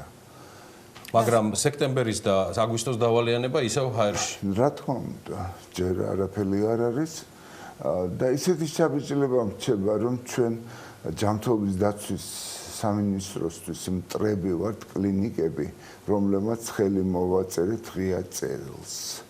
26 კლინიკა იყო. ყველაფერი ეს ჩვენ ძველი კლინიკები ვართ, ქალბატონ რუსუდანი, ჩემი და კიდევ იმ 26 კაცის, რომელიც ძველი ტარიფებით მუშაობდით. ჩვენ მაგალითად გეტყვით, რომ ინტენსიური თერაპიის პალატა ჩემთან სამინისტრო მიხდიდა მხოლოდ 140 ლარს. როცა სხვაგან იყო ახალგახსნილ კლინიკებში 700-800 და მეტიც. აი ამ ახალმა კლინიკებმა, რომლებიც წვიმის შემდეგ სოკოებივით მომრავლდნენ ქალაქში და აი ამათმა გააფუჭა ეს ყველაფერი. მე ყოველთვის ყოველდღე კონფერენციაზე 5 წუთიანზე ვლაპარაკობდი. სახელმწიფო ფულსაც ისე უნდა გაფრთხილება, როგორც საკუთარ ფულს.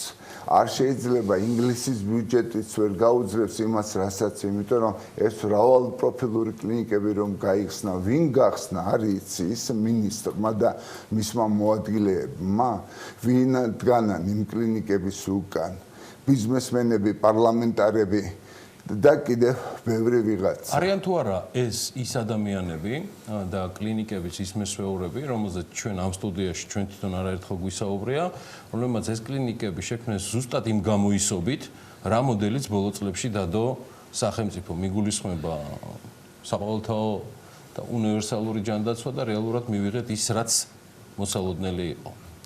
ეს წინასწარ გამიზნული არის ყველაფერი, იმიტომ თქვენ ასეთი ეჭვი გაქვთ ქვეყანაზე? ეჭვი არ დარწმუნებული ვარ ამაში. ეს იყო წინასწარ გადადგმული ნაბიჯი, რაც ეს საყოველთაო პროგრამა ფეხი მოიკიდა და ამ თავრობას ერთადერთი რაც გააკეთა, ეს იყო საყოველთაო პროგრამა, რომელიც იყო წარმატებული. და ეს ამასაც სპობს, იმიტომ რომ თავიანთი კლინიკები რომ გააძლიერონ, გაამდიდრონ ყველაფერთან. ეს კლინიკები, რომლებიც ჩვენ თავდაზოგავად მუშაობდა ავადმყოფებისთვის ვარსებობ, ჩემი პირადი ცხოვრება, ან რუსუდანის პირადი ცხოვრება რა არის, როცა 24 საათი კლინიკასთან ხარ კონტაქტში.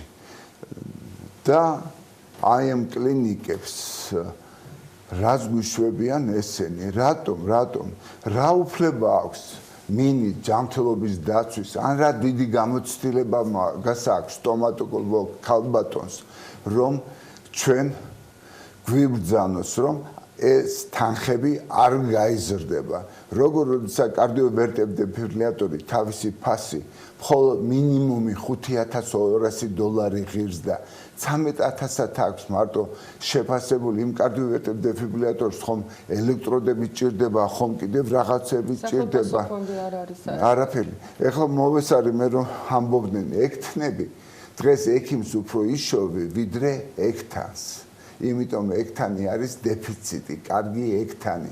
არა და 80% გამოჯამთელებისა ექთანზე მოდის, კარგ კვალიფიციური ექთანზე, რომ ურთულეს ოპერაციას გააკეთებ.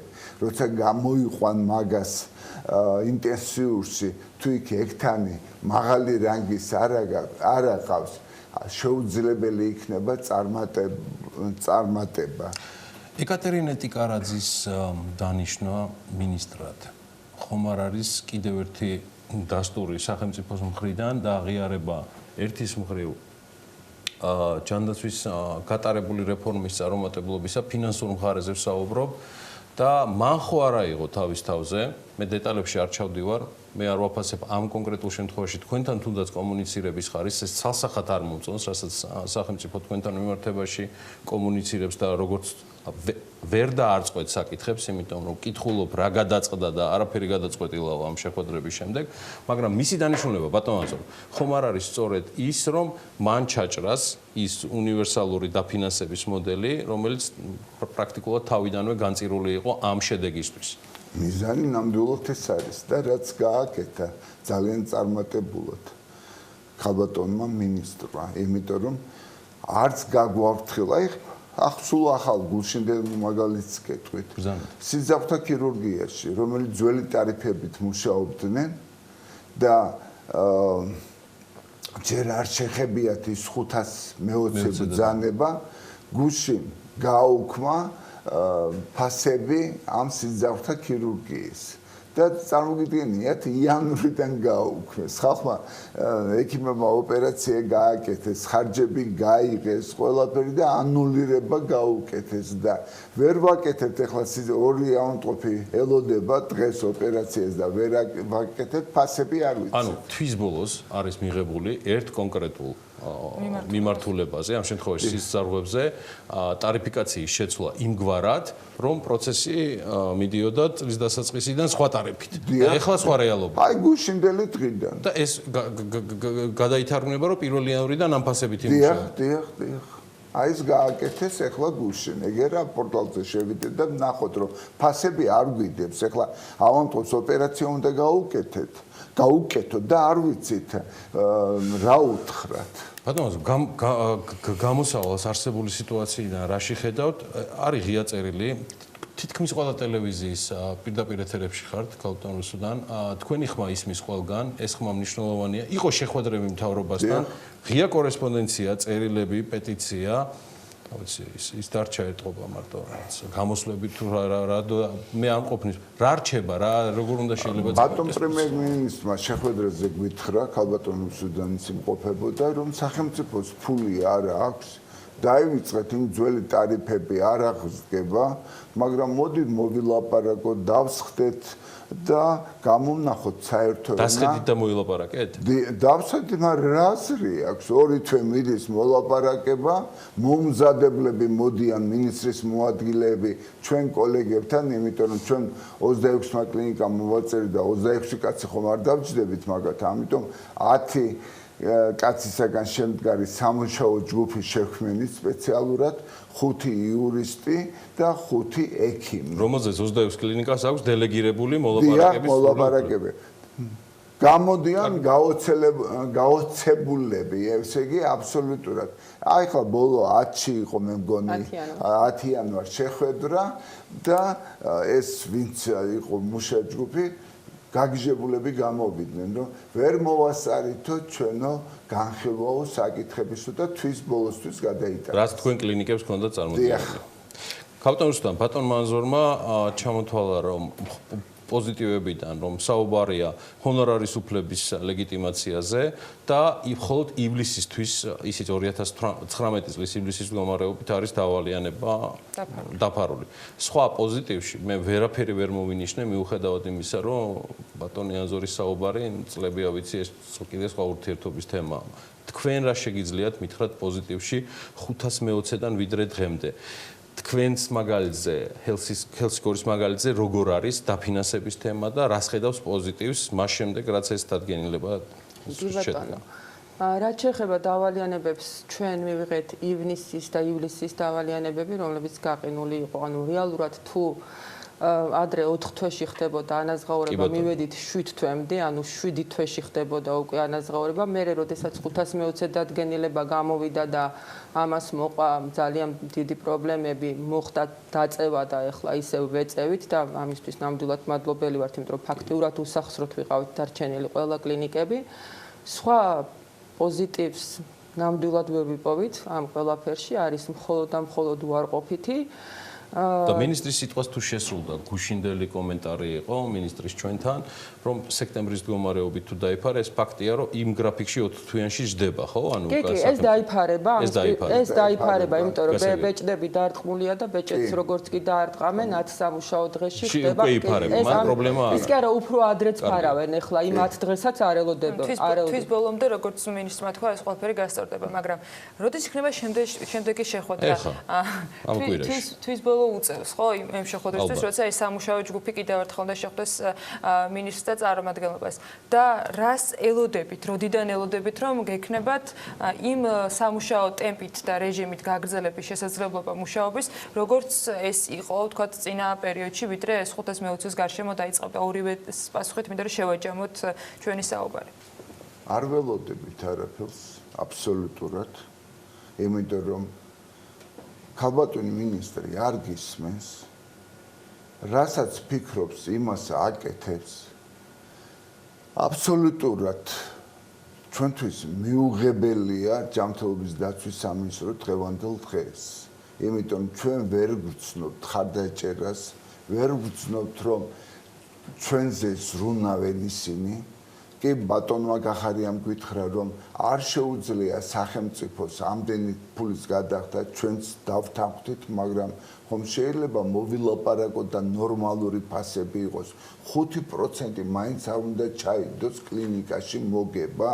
რა მოგებაზეა ლაპარაკია? ეხლა ავადმყოფი მიწევს და არ ვიცი რა უნდა გავაკეთო. აორტა უნდა გამოიცვალოს მთლიანად, 2 ბიოლოგიური სარკველი უნდა გამოიცვალოს და ამ ოპერაციას, აი 2 ბიოლოგიურ სარკველს და აორტას უნდა მხოლოდ 9000 და აქ 15000-ად შეფასებული ეს ოპერაცია. მე როგორ ჩავეტიო ამ 15 ვერ ვაკეთებ და ვუთხარი პატრონს, აბატონო ჩამოუწერე რა არის ხარჯები და წადით ეგებ სხვა კარდიოქირურგები დათანხმდნენ, განსაკუთრებით ევექსში, ხომ ყველაფერი ევექსისთვის კეთდება ეს. და ხომ ვიცით ევექსის მე პატრონის ზოგიერთ რამხელა წილი აქვს და ეს ქალბატონი იმ დავალებებს ასრულებს. აბა ქალბატონ მინისტრს არ მოვიდოდა აზრად რომ აი ასე დაეპირისპირებინა. ანუ ევექსის ფარულ ხელს თუ უხილავ ხელს ხედავთ ამ ყველაფერს. რა თქმა უნდა. ეს ყველაფერი კეთდება. გამოსავალი ქალბატონ რუსტამ, რა ვშვებით? რას ხედავთ გამოსავალი? გამოსავალი არსებობს ნამდვილად ამ შემთხვევაში. რეალურად ის რომ ბიუჯეტის გადახარჯვა მოხდა, ეს ფაქტია. ბიუჯეტის გადახარჯვა მოხდა, იმიტომ რომ ბევრი არაკეთილსინდისიერი კლინიკა არსებობს ქვეყანაში და მართლაც ხდებოდა ალბათ თანხის გადახარჯვა, გაყალბება და ასე შემდეგ. ეს ძირითადად ხდებოდა იმ კლინიკების მიერ, რომლებიც მართლა სარდაფში არიან გახსნილი, რომლებიც სარდაფში იყო. ვერ აკმაყოფილებენ ვერანაირ მოთხოვნებს. ვინ გასცა ლიცენზია ამ კლინიკებზე? ჩვენ ხوار გავეცით. გასცა ჯანდაცვის სამინისტრომ. ანუ იმ შემთხვევაში, როდესაც საქართველოში დღეს არის 47 კატლაბი, 15 არის სრულიად საკმარისი საქართველოსთვის. ანუ რეალურად გაზრდილია რაოდენობა კლინიკების, ჯანდაცვის სამინისტრო ვერ აკონტროლებდა ხარისხს, ვერ აკონტროლებდა შესრულებულ სამუშაოს და მოხდა ბიუჯეტის გადახარჯვა. და ეხლა დავზარალდით ჩვენ, ხო კლინიკები, რომლებიც მუშაობდით კეთილსინდისიერად, არ ვატყუებდით ჯანდაცვის სამინისტროს, არ ჩვენს კლინიკაში, კლინიკა ჰელსიკოში ვერ ნახავს ვერავინ ვერცერთ გაყალბებულ წერტილს, ვერცერთ გაყალბებულ ერთ ლარს. რატო უნდა შევეწიროთ ჩვენ ეს კლინიკები, რომლებიც ამდენი წელი ვიმუშავეთ კეთილსინდისიერად, იმ კლინიკებს, რომლებზედაც ჯანდაცვის სამინისტრომ გასცა ლიცენზია და რომელთა დამსახურებაც დღეს არის ის, რომ მოხდა ბიუჯეტის გადახარჯვა.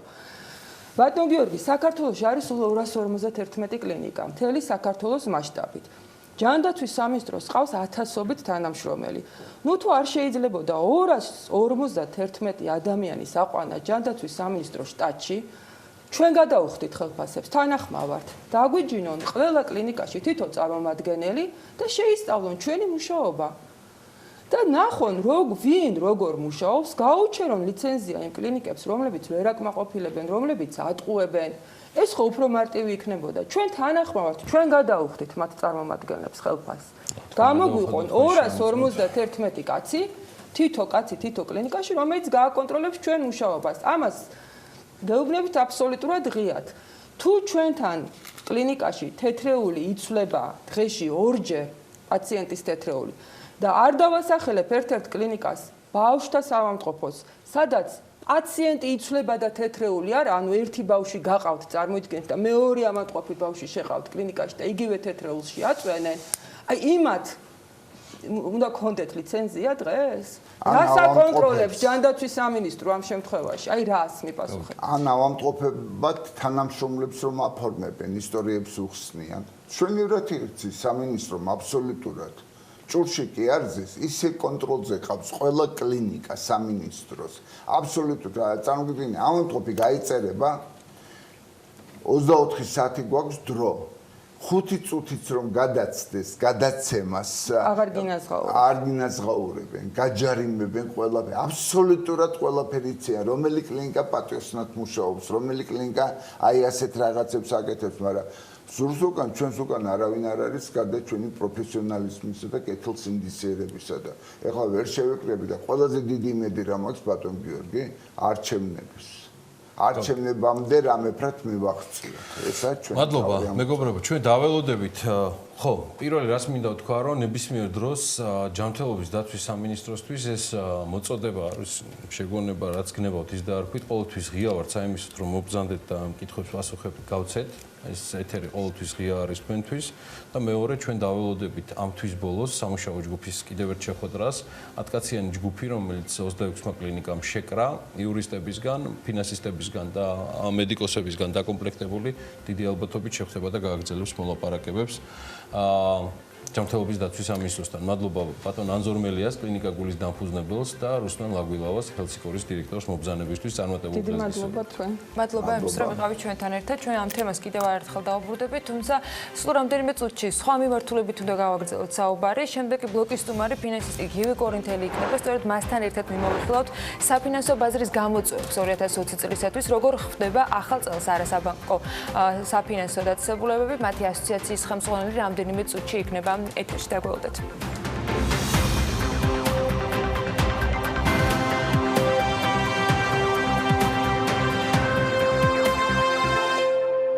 მოსახლეობის გაზიფიცირების 2019-21 წლის გეგმა საქართველოს მთავრობამ განიხილა და დაამტკიცა გაზის ტრანსპორტირების კომპანიის ინფორმაციით 3 წლიანი გეგმის ფარგლებში საქართველოს გაზის ტრანსპორტირების კომპანია მთავრობის განკარგულების საფუძველზე საქართველოს მასშტაბით 295 დასახლებული პუნქტის გაზიფიცირებას განახორციელებს, ჩაატარებს საპროექტო და სამშენებლო სამუშაოებს, რისთვისაც 209 მილიონი ლარი დაიხარჯება. სოფლიოს 15 ქვეყნის 300-ზე მეტი სტუმარი მიიღებს მონაწილეობას ენერგეტიკის საერთაშორისო საინვესტიციო ფორუმში, რომელსაც 28 იანვარს საქართველოს ეკონომიკის და მდგრადი განვითარების მინისტრი გახსნის. ჩინეთის ფინანსთა სამინისტრომ და ჯანდაცვის ნაციონალურმა კომისიამ კორონავირუსის გავრცელების შესაჩერებლად 60 მილიარდ 330 მილიონი იუანი დაახლოებით 8 მილიარდ 740 მილიონი დოლარი გამოყო. საქართველოს ერთი დღით ადრე სომხეთმა ჩინეთიდან ცხოველური წარმოშობის ნედლი პროდუქტების იმპორტი აკრძალა ასევე შეეხო ჩინური ნედლეულისგან სხვა ქვეყნებში წარმოებულ პროდუქციასაც ამის შესახებ გადაწყვეტილება სომხეთის საკვები პროდუქტების უსაფრთხოების ინსპექტორების სამსახურის ხელმძღვანელმა გამოსცა. ბრენტის ტიპის ნავთობზე ლონდონის საფონდო ბირჟაზე ვაჭრობისას ბარელზე ფასი $60 ფარგლებშია. ეს 2019 წლის 1 ნოემბრის შემდეგ პირველად დაფიქსირდა. ანალიტიკოსები კი ნავთობზე ფასის ვარდნის ტენდენციას ახალი ტიპის ვირუსის გავრცელებას უკავშირებენ. ჩინეთის ფინანსთა სამინისტრომ და ჯანდაცვის ეროვნულმა კომისიამ გავრცელა ინფორმაცია, რომლის მიხედვითაც სახელმწიფო დაახლოებით $9 მილიარდ დახარჯავს კორონავირუსის შესაჩერებლად. ამასთან დაკავშირებით CNBC წერს და მსოფლიო ჯანდაცვის ორგანიზაციის გენერალური დირექტორი ტედროს გებრიეუ მიემგზავრება ამავე დროს პეკინში, ჩინეთში, სადაც ის შეხვედრას გამართავს ჩინეთის მთავრობის წევრებთან და ჯანდაცვის ოფიციალურ პირებთან უჰანის კორონავირუსის გავრცელებასთან დაკავშირებით. ჩინეთის ეროვნული ჯანდაცვის კომისია აღნიშნავს, რომ ვირუსის ადამიანიდან ადამიანზე გადაცემის უნარი გაძლიერდა, რაც შექმნილ ეპიდემიოლოგიურ ვითარებას კიდევ უფრო ართულებს. გადაცემის ამ ბლოკში კიდევ ერთხელ შეგახსენებთ გადაწყვეტილებას, რომელიც საქართველოს მთავრობამ ვირუსის გავრცელების ფონზე მიიღო.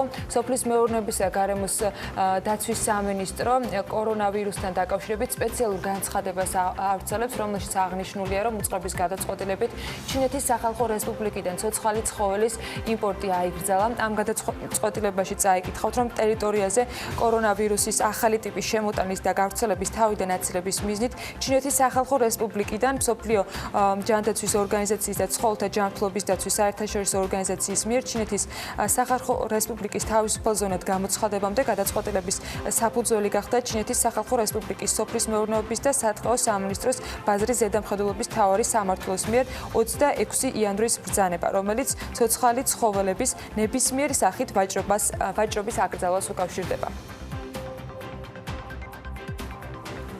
ამასობაში კახეთში ბავშვთა კვების საწარმოს ასამოქმედებლად 2-3 მილიონი ლარის ინვესტირება მოხდება. ეს BMG-თან რუისპირის ბიოდინამიური მეურნეობის დამფუძნებელმა გიორგი ალადაშვილმა თქვა, რომელიც Forbes-ის ინგლისურენოვანი გამოცემის ყდაზეც იყო. მისი თქმით, საქართველოს აქვს იმის პოტენციალი, რომ აქ წარმოებული ეკოლოგიური ბავშვთა კვების პროდუქტები ექსპორტზე ევროპის ბაზარზე გავიდეს და ამისთვის ის პარტნიორებთან ერთად ამ წლის ივნისში საწარმოს მშენებლობას იწყებს. გუშინ საღამოსკენ ეროვნულმა ბანკმა კომერციული ბანკების მიერ გაცემული სესხების მოცულობის შესახებ განაახლა ინფორმაცია. სების მონაცემების თანახმად გასული თვის განმავლობაში საბანკო სექტორის მიერ ეკონომიკის დაკრედიტება 558 მილიონ 650,000 ლარით გაიზარდა დაახლოებით 1,78%-ით და 2020 წლის 1 იანვრისათვის 31 მილიარდ 920 მილიონი ლარი შეადგინა. ამავე პერიოდში ეროვნული ვალუტით გაცემული სესხების მოცულობა არის 2,1%-ით გაზრდილი დაახლოებით 319 მილიონ 740,000 ლარით, ხოლო უცხოური ვალუტით გაცემული სესხების მოცულობა გაიზარდა 1,37%-ით. მიმდინარე წლის 1 იანვრისათვის მთლიანი სესხების ლარიზაციის კოეფიციენტმა 44,62% შეადგინა. 2019 წლის 1 დეკემბრის მდგომარეობასთან შედარებით მთლიანი სესხების ლარიზაცია გაზრდილი არის 22,1%-ული პუნქტით, გაცვლითი კურსის ეფექტის გამორიცხვით 48,1%-ული პუნქტით. ეს სების მიერ გამოქვეყნებულ მიმოხილვაში აღნიშნული და შედარებისათვის შეგვიძლია ვნახოთ, რომ მაგალითად 2017 წლის დეკემბრისათვის საქართველოს საბანკო სექტორის მიერ გაცემული კრედიტების ჯამური მოცულობა იყო 22 მილიარდ 200 მილიონი ლარი და 2018 წლის იმავე თვეში ეს მაჩვენებელი 26,5 მილიარდ ლარს აჭარბებდა. 2019 წლის დეკემბერში კი 31 მილიარდ 900 მილიონი შეადგინა. ეროვნულ კომერციულმა ბანკმა გუშინვე კომერციული ბანკების დეპოზიტების მოცულობის შესახებ განაახლა ინფორმაცია. სების მონაცემების თანახმად 2020 წლის 1 იანვრისათვის საბანკო სექტორში განთავსებული არასაბანკო დეპოზიტების მოცულობა 26 მილიარდ 260 მილიონი ლარია, რაც 21 მილიარდ 230.230.000 ლარით, ანუ დაახლოებით 8% ნაკლებია 1 დეკემბრის არსებულ მონაცემებზე. თუ გაცვლითი კურსის ეფექტს გამოვრიცხავთ, მაშინ 2.1% მეტი გამოდის. დეკემბერში წინა თვესთან შედარებით ადგილი ჰქონდა ვადიანი დეპოზიტების შემცირებასაც, კლება დაახლოებით 3.73% იყო. გაცვლითი კურსის ეფექტის გარეშე 1.31%, ხოლო მოთხოვნადი დეპოზიტების შემთხვევაში ზრდა დაფიქსირდა დაახლოებით 2.5%, უფრო ზუსტად 2.56%.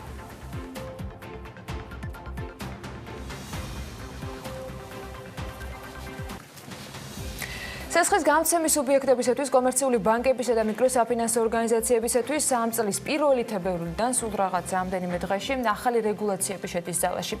მიკროსაფინანსოებს და სესხის გამცემ სუბიექტებს 1 თებერვლიდან აეკრძალებათ გაცემული სესხის უზრუნველსაყოფად მიღებული ქონების, მის მიერ აღებული ნებისმიერი სახის ვალდებულების უზრუნველყოფის საგნად გამოყენება. კომერციულ ბანკებს კი აეკრძალებათ, რომ მიკროსაფინანსო ორგანიზაციის სესხის გამცემის სუბიექტის და არასაბანკო სადეპოზიტო დაწესებულებას საკრედიტო კავშირისათვის გაცემული სესხის უზრუნველყოფის საგნად გამოიყენონ ქონება, რომელიც ამ მიკროსაფინანსო ორგანიზაციის სესხის გამცემის სუბიექტის და საკრედიტო კავშირის მიერ მიღებულია გაცემული სესხის უზრუნველსაყოფად. რას შეცვლის ეს ბაზარზე, რას შეცვლის შესაძლებლობებისათვის და თავად ამ საფინანსო კომპანიებისათვის გივი კორინთელთან, არასაბანკო ფინანსურ დაწესებულებათა ასოციაციის დამფუძნებელთან ვაგრძელებთ საუბარს. გივი, მოგესალმებით. მადლობა, რომ ჩვენთან ერთად. ეს გადადებული ნორმა, რომელიც ზაფხულში უნდა შესულიყო ძალაში, მაგრამ 1 თებერვლიდან ამოქმედება. რა შეცვლის რეალურად არასაბანკო ფინანსურ დაწესებულებებთათვის ეს გადაწყვეტილება, რომელიც რეგულაციად შემოდის ბაზარზე? იგივე შეცვლიდა, რასაც შეცვლიდა 2017 წელს, პირველად, როდესაც ეს ჩანაფიქრი, ასე ვთქვათ, ჯერ კიდე ისეთი ჩანასახის ფაზაში იყო. შეცვლიდა 2018 წელს, 2019 წელს, მაგრამ ასე ვთქვათ, არასვენებს ეშმაკი ეროვნულ ბანკს და შესაბამისად 2020 წლამდე მაინც მოიფიქრეს ამ ნახაზლებს შესაბამისად იგივე ნორმის განხორციელება. სხვა ჯერ წინა გადადება საერთოდ აუხსნელად გადაიდო რეალურად, არა იმიტომ რომ რაღაც ანალიზი გაკეთდა ან თქვენ სწხოვეთ. ხო, გარკვეულწილად სწორად გავიგე, პასუხიც არ მიგიღიათ მიზეზი გადადების. არა, მიზეზი გადადების საერთოდ არ არსებობს, იგივენაირად როგორც მიზეზი საერთოდ რაიმე შემოღების რეალურად. აქედან გამომდინარე, თქვენ კითხვაზე თუ რა ეფექტს იქონიებს, მე ვიყვი ამ ეფექტზე ალბათ ერთი სამჯერ მოგასაუბრები ბოლო 3 წლის განმავლობაში, ეს არის იგივე ეფექტი ფაქტიურად. თუ გახსოვთ გიორგი 2017 წელს ფოლკსბანკერის პირველი გამოშვება იყო, სადაც ჩემი სტატია იყო მათ შორის, შესაბამისად იქ იყო ესეთ სათაურით მიკროსაფინანსო ბაზარი განსხვავება თუ გაქრობა. სამწუხაროდ მის მიდის გაქრობისკენ, ჩვენ ვიცით რომ რეალურად თითქმის განახევრდა მიკროსაფინანსო ორგანიზაციების რაოდენობა ბოლო 1 წლის განმავლობაში 50-მდეა ჩამოსული 85-დან დაახლოებით. მე კიდე შემიძლია დავანონსო, რომ კიდე განახევრდება ამ წლის ბოლოს და შეიძლება უკვე სადღაც 2-3 წლის შემდეგ იგივე საუბარი რო ქონდეს დაახლოებით სადღაც 5-10 სუბიექტზე ქონდეს საუბარი მთლიანობაში. რა შეცვლის ეს ყველაფერი? ჩვენ არ უნდა დაგვაუწყდეს, რომ რეალურად არა მარტო მიკროსაფინანსო ბაზარია წარმოდგენილი არასაბანკო დაწესებულებების სახით, არამედ ეს არიან ლომბარდები, ეს არიან ვალუტის გადამცვლელი პუნქტები და ასე შემდეგ. ეს გადაწყვეტილება ეხება ფაქტობრივად ყველას, რომლებიც რეალურად შესაბამისად აწარმოებენ იმ ბიზნეს მოდელით საქმიანობას, რომელსაც აწარმოებდნენ ბოლო ალბათ 15 წლის განმავლობაში. ეს არის გადაგიროება შესაბამისად თქვათ იმ გირავნობის საგნის, რომელიც აქვს მიღებული უშუალოდ კლიენტისგან. ეს არის ჩვეულებრივი ფინანსური დერივატივი და ეროვნული ბანკი თავისი ჩვეული, ასე ვთქვათ, გულისხმიერებით ჭყალებში შესაბამისად კლავს ყველანაირ მულტიპლიკატორს ამ ბაზარზე რეალურად, ვთქვათ, კლავს ხელმისაწვდომობას თანხების ჩვეულებრივი ადამიანების მხრიდანაც შესაბამისად და კლავს შესაბამისად ბიზნესს. რატო კლავს? იმიტომ რომ ეს ბიზნეს მოდელი მინდა გითხრათ, რომ ფაქტობრივად სუბიექტების რაოდენობას ალბათ მინიმუმ გაანახევრებს ბაზარზე. ასეთი ტიპის კონტრაქტებს ამ არასაბანკო საფინანსო 95% მთელი ბაზრის წარმოიდგინეთ, ეხლა რამხელა რა რაოდენობა სუბიექტებზეა საუბარი, დიახ, ეს ბიზნეს მოდელი გნებავთ თანხმობრივად, გნებავთ რაოდენობრივად, იმიტომ პრინციპში ეს ასე ვთქვათ შეწონილი რო ავიღოთ დაახლოებით ერთ და იგივე ციფრები, იმიტომ რომ ბაზარი მეტნაკლებად დაბალანსებულია და თითქმის ყველას ერთ და იგივე პორტფელი აქვს, არიან მსხვილი მოთამაშეები. და შესაბამისად შეიძლება ითქვას, რომ ფაქტობრივად ეს ეხება ყველას. ეხლა რა უნდა ქნას იმ სუბიექტმა, რომელსაც ეგზავნება ეხლა გადაგირავება, ხო? მას პირდაპირ ტექსტით ეუბნებიან, უბრალოდ ამ განკარგულებაში არ არის, ჩადეთ თქვენი ქონება, ანუ ფაქტობრივად ბიზნესმენმა უნდა იგივე გრძელდება, ბიზნესმენმა უნდა მოიძიოს ეხლა საკუთარი ქონება, ბინა, მაგარაკი, სახლი, მიწა, ან ნებისმიერი სხვა აქტივი, ჩაუდოს ბანკს და ამით უნდა იყოს შესაბამისად პასუხისმგებელი მთელი თავისი ქონებით იმ საზღვაო ვალდებულებაზე, რომელსაც ის იღებს. ეს აპრიორშივე რეალურად ეწინააღმდეგება ამ ბიზნესის წესებს და ვფიქრობ, რომ რეალურად ეს ძალიან გამოიწვევს ძალიან დიდ არაპროგნოზირებად შედეგებს, რომელსაც იწვევს ხოლმე ნებისმიერი სახის ეროვნული ბანკის გადაწყვეტილება ბოლოს 3 წლის განმავლობაში, შემიძლია პირდაპირ თქვა და მივიდა იქამდე, რომ ასე ვთქვათ, შეეხნენ ყველაზე ისეთ ფაქის თემას რეალურად, იმიტომ რომ ეს თემა ჩვენ არ უნდა დაგვაუწყდეს, რომ არის პირდაპირ კავშირში ასე ვთქვათ, სოციალურ თემასაც შევეხებით, ხო? ეს გულისხმობს იმას, რომ ფაქტობრივად სწრაფი სესხების არარსებობის, მცირე სესხების არარსებობის და ეხლა უკვე ლომბარდების არარსებობის ფონზე რეალურად, ხო? ანუ ადამიანს ფაქტობრივად უკლავ ყველანაირ შესაძლებლობას იმისთვის, რომ ნებისმიერ მომენტში მან ისესხოს 300 ან 500 ლარი ნებისმიერი მისი ბიზნესთვის, ხო? და საჭიროებისთვის და ფაქტობრივად ამას არეგულირებენ ისეთი სახით, რომ ფაქტობრივად ადამიანებმა რა უნდა გააკეთონ ამის შემდეგ შესაბამისად ძალიან კივე, ეროვნული ბანკი ყველა იმ ნაბიჯს, რომელიც ამ ბოლო 3 წლის განმავლობაში დგამდა, განმარტავდა, რომ ეს იყო ჭარბვალიანობის შესამცირებლად, არამიზნობრივი სესხების რაოდენობის შესამცირებლად, შესაბამისად იმ ტვირთის შესამცირებლად, რომელიც მოსახლეობას აქვს და მეორე მხრივ, როდესაც იგივე გაიზარდა ბანკებისათვის ვალდებულება და რეზერვების მოცულობისა და ასე შემდეგ. ეს ფორმა, როცა ვამბობთ, რომ ბაზარზე გამსხვილების ნაცვლად არის გაქრობის ტენდენცია და 10-15 არასაბანკო საფინანსო ორგანიზაცია შეიძლება დარჩეს. ამ ფორმით ხომ არ შეეცადა ეროვნული ბანკი, რომ იგივე რეზერვები შეექმნა ასეთი ორგანიზაციებისთვის და მეორე მხრივ თუ კი არსებობდა რისკები, რომ მათ დაეკარგათ, თქვათ, პოზიციები ბაზარზე, ან უბრალოდ დახურულიყვნენ, გაუქმებულიყვნენ, გადაკვალიფიცირებულიყვნენ და ასე შემდეგ, ისინი ვინც იყვნენ მათი კლიენტები, ისინი არ დაზარალებულიყვნენ. აი, ამ ამოსავალ წერტილს რამდენად პასუხობს და რამდენად გამართლებულად, რატომ თვლით, რომ არ არის გამართლებული უბრალოდ ეს გადაწყვეტილება ამ მხრივ? ძალიან კარგი კითხვაა, დაუბრუნდები ისე 2017 წელს, სადაც ეროვნულ ბანკს ჰქონდა ფაქტობრივად ორი არჩევანი, ამაზე ინტენსიურად იყო საუბარი. პირველი გაეჯანსაღებინა ყველა ის ფინანსური და არასაბანკო დაწესებულება, რომელიც არსებობდა ბაზარზე და მეორე გაექრო. უბრალოდ ეროვნულ ბანკს ყოველთვის ეზარება რეალურად თქვა რთული და ისე დახვეწილი გზით წასვლა და მაგისთვის რა თქმა უნდა ყველა ვარიანტში აირჩია მეორე გზა და შესაბამისად აირჩია ის გზა, რომ უბრალოდ ჩახვეტოს აბსოლუტურად ისეთი მისთვის გაურკვეველი სუბიექტები ბაზრიდან, რომელსაც შეიძლება ზოგიერთს არც იცნობდა, ეს ყველაზე მარტივი გზა აბსოლუტურად დატოვოს ისინი, ვისაც იცნობს და შესაბამისად იმაზე აწარმოოს რეგულირება. აბსოლუტურად ჩაუხედავად რეალურად თქვა თვითოული არასაბანკო ინსტიტუტის პრობლემებში, თვითოულ გამოწვევებში, რას ითხოვდნენ ისინი, მათ აირჩიეს ეს გზა. ეხლა მე უბრალოდ კითხვა მაქვს ეროვნულ ბანკთან. თუ ეს ბაზარი საბოლოო ჯამში, აი არასაბანკო ფინანსური ბაზარი რეალურად საბოლოო ჯამში მოკვდა და დარჩა რამოდენიმე სუბიექტი. აქედან გამომდინარე, ამასთან დაკავშირებით კიდე მინდა თქვა, რომ დაახლოებით სადღაც 6-დან 7,000 ადამიანამდე არის დაკავებული ამ ბაზარზე. ანუ ეს არიან თანამშრომლები, დამფუძნებლები, თქვა ყველა მესამე პირი, რომელიც რაღაცნაირად არის მიმაგრებული ამ ბაზართან. და ეს ადამიანები, თქვა, ხვალიდან შესაბამისად უბრალოდ სამსახურს დაკარგავენ და ჩაულებრივად ასე თქვა იშლებიან.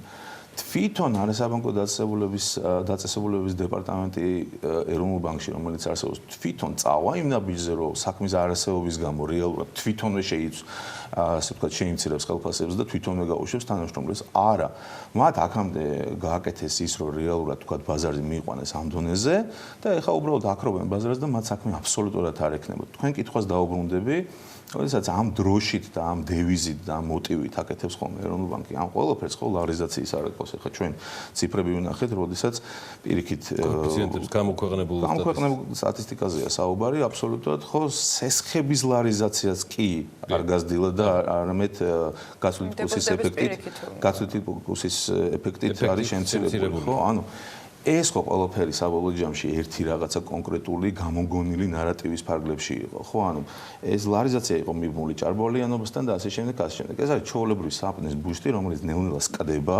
რეალურად და უბრალოდ ეხლა მე არ მინდა სკდება ამ ბაზარზე არსებული საშუალო და მცირე ბიზნესების გაქრობის ფასად, რომელზეც ჩვენ ძალიან ბევრს ლაპარაკობთ. ერთგვარი 520 დადგენილებაა რეალურად თქვათ საფინანსო ბაზრისთვის. ჩვენ იგივენაირად შეიძლება შევერაცხოთ, როგორც თქვენი ასე თქვათ წინა რუბრიკა იყო, ხო, და თემა. ანუ დაახლოებით წარმოვიდგინოთ ერთ-ერთია ეს ყველაფერი. ხდება ისევ და ისევ მცირე და საშუალო მოთამაშეების ფასად, მათი ბიზნეს მოდელების ფაქტურად მთლიანად მოშლის ფასად და ამის გამო რეალურად აბსოლუტურად გაურკვეველი არაპროგნოზირებოდი მომავალი, რომელიც დასახულია ამ ბაზარზე. მიკროსაფინანსო არასაბანკო დაწესებულების, უბრალოდ მიკროსაფინანსო ბაზრის ზარალი თქვენ ძალიან კარგად იცით რამდენიც არის.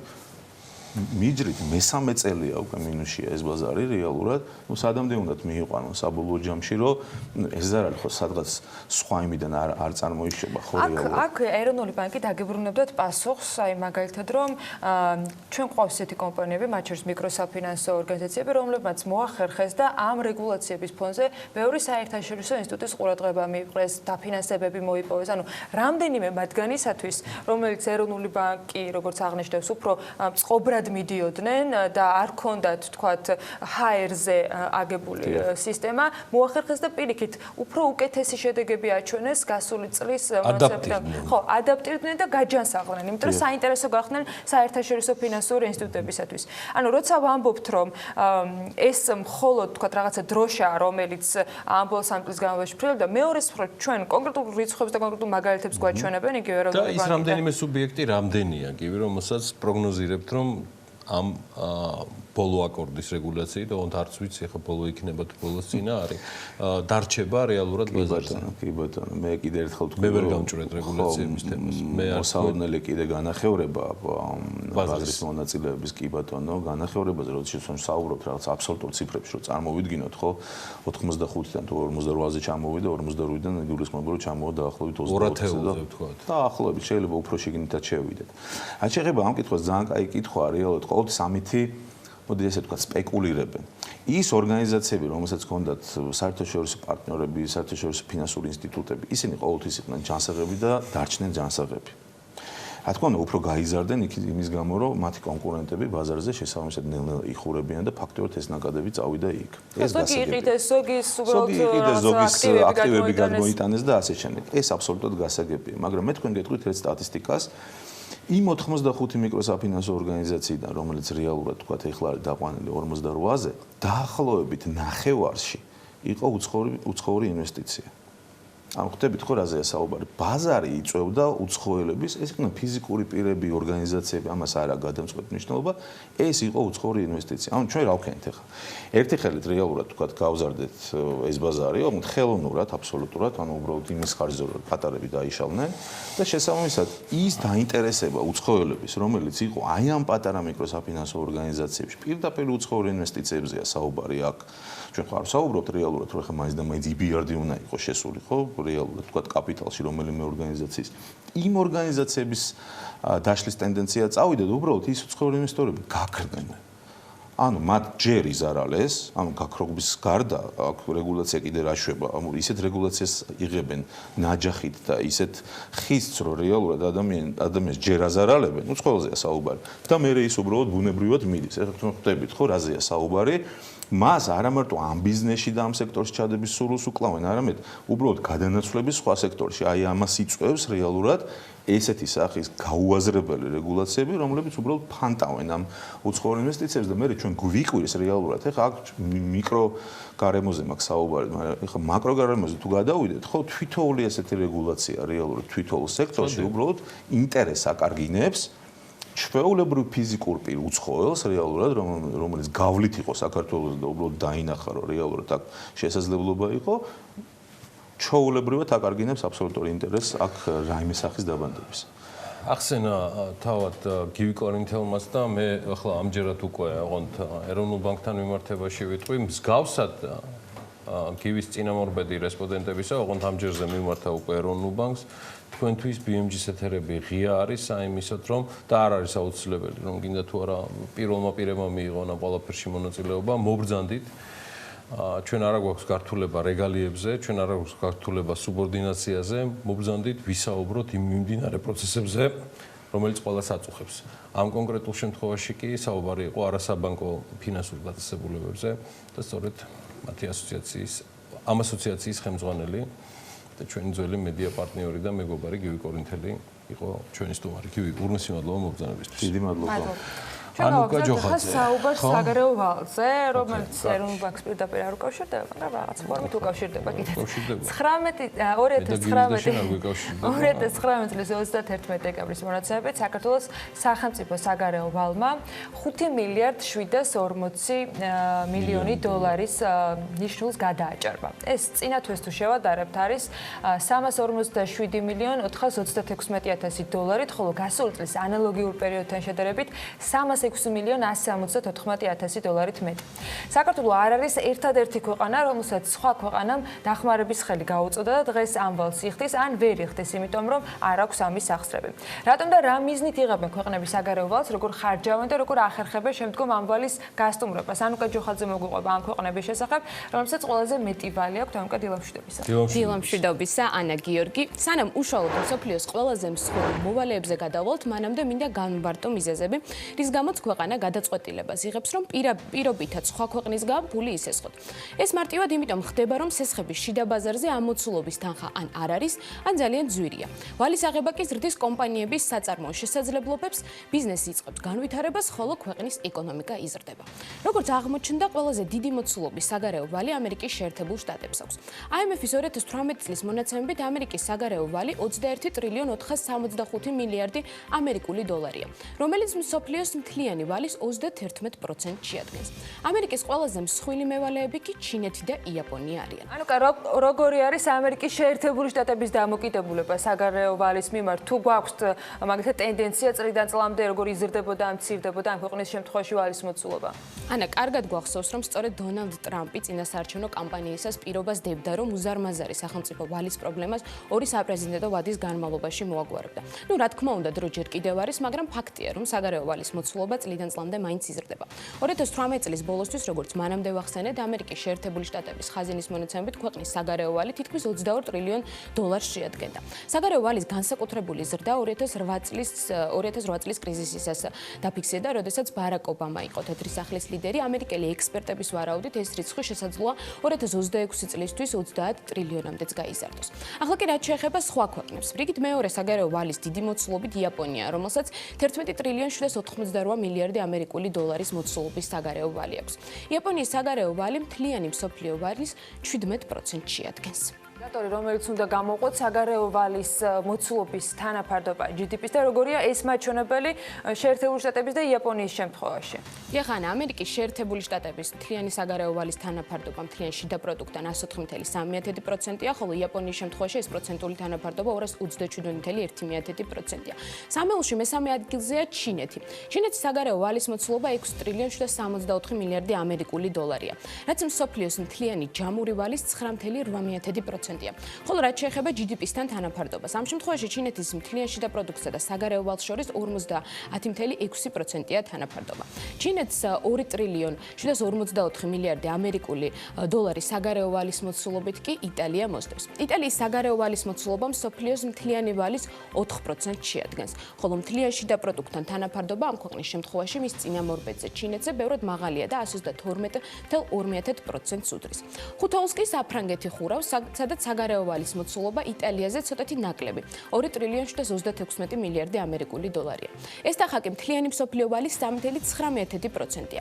ხოლო საფრანგეთში საგარეო ვალისა და GDP-ს თანაფარდობა 98.4%.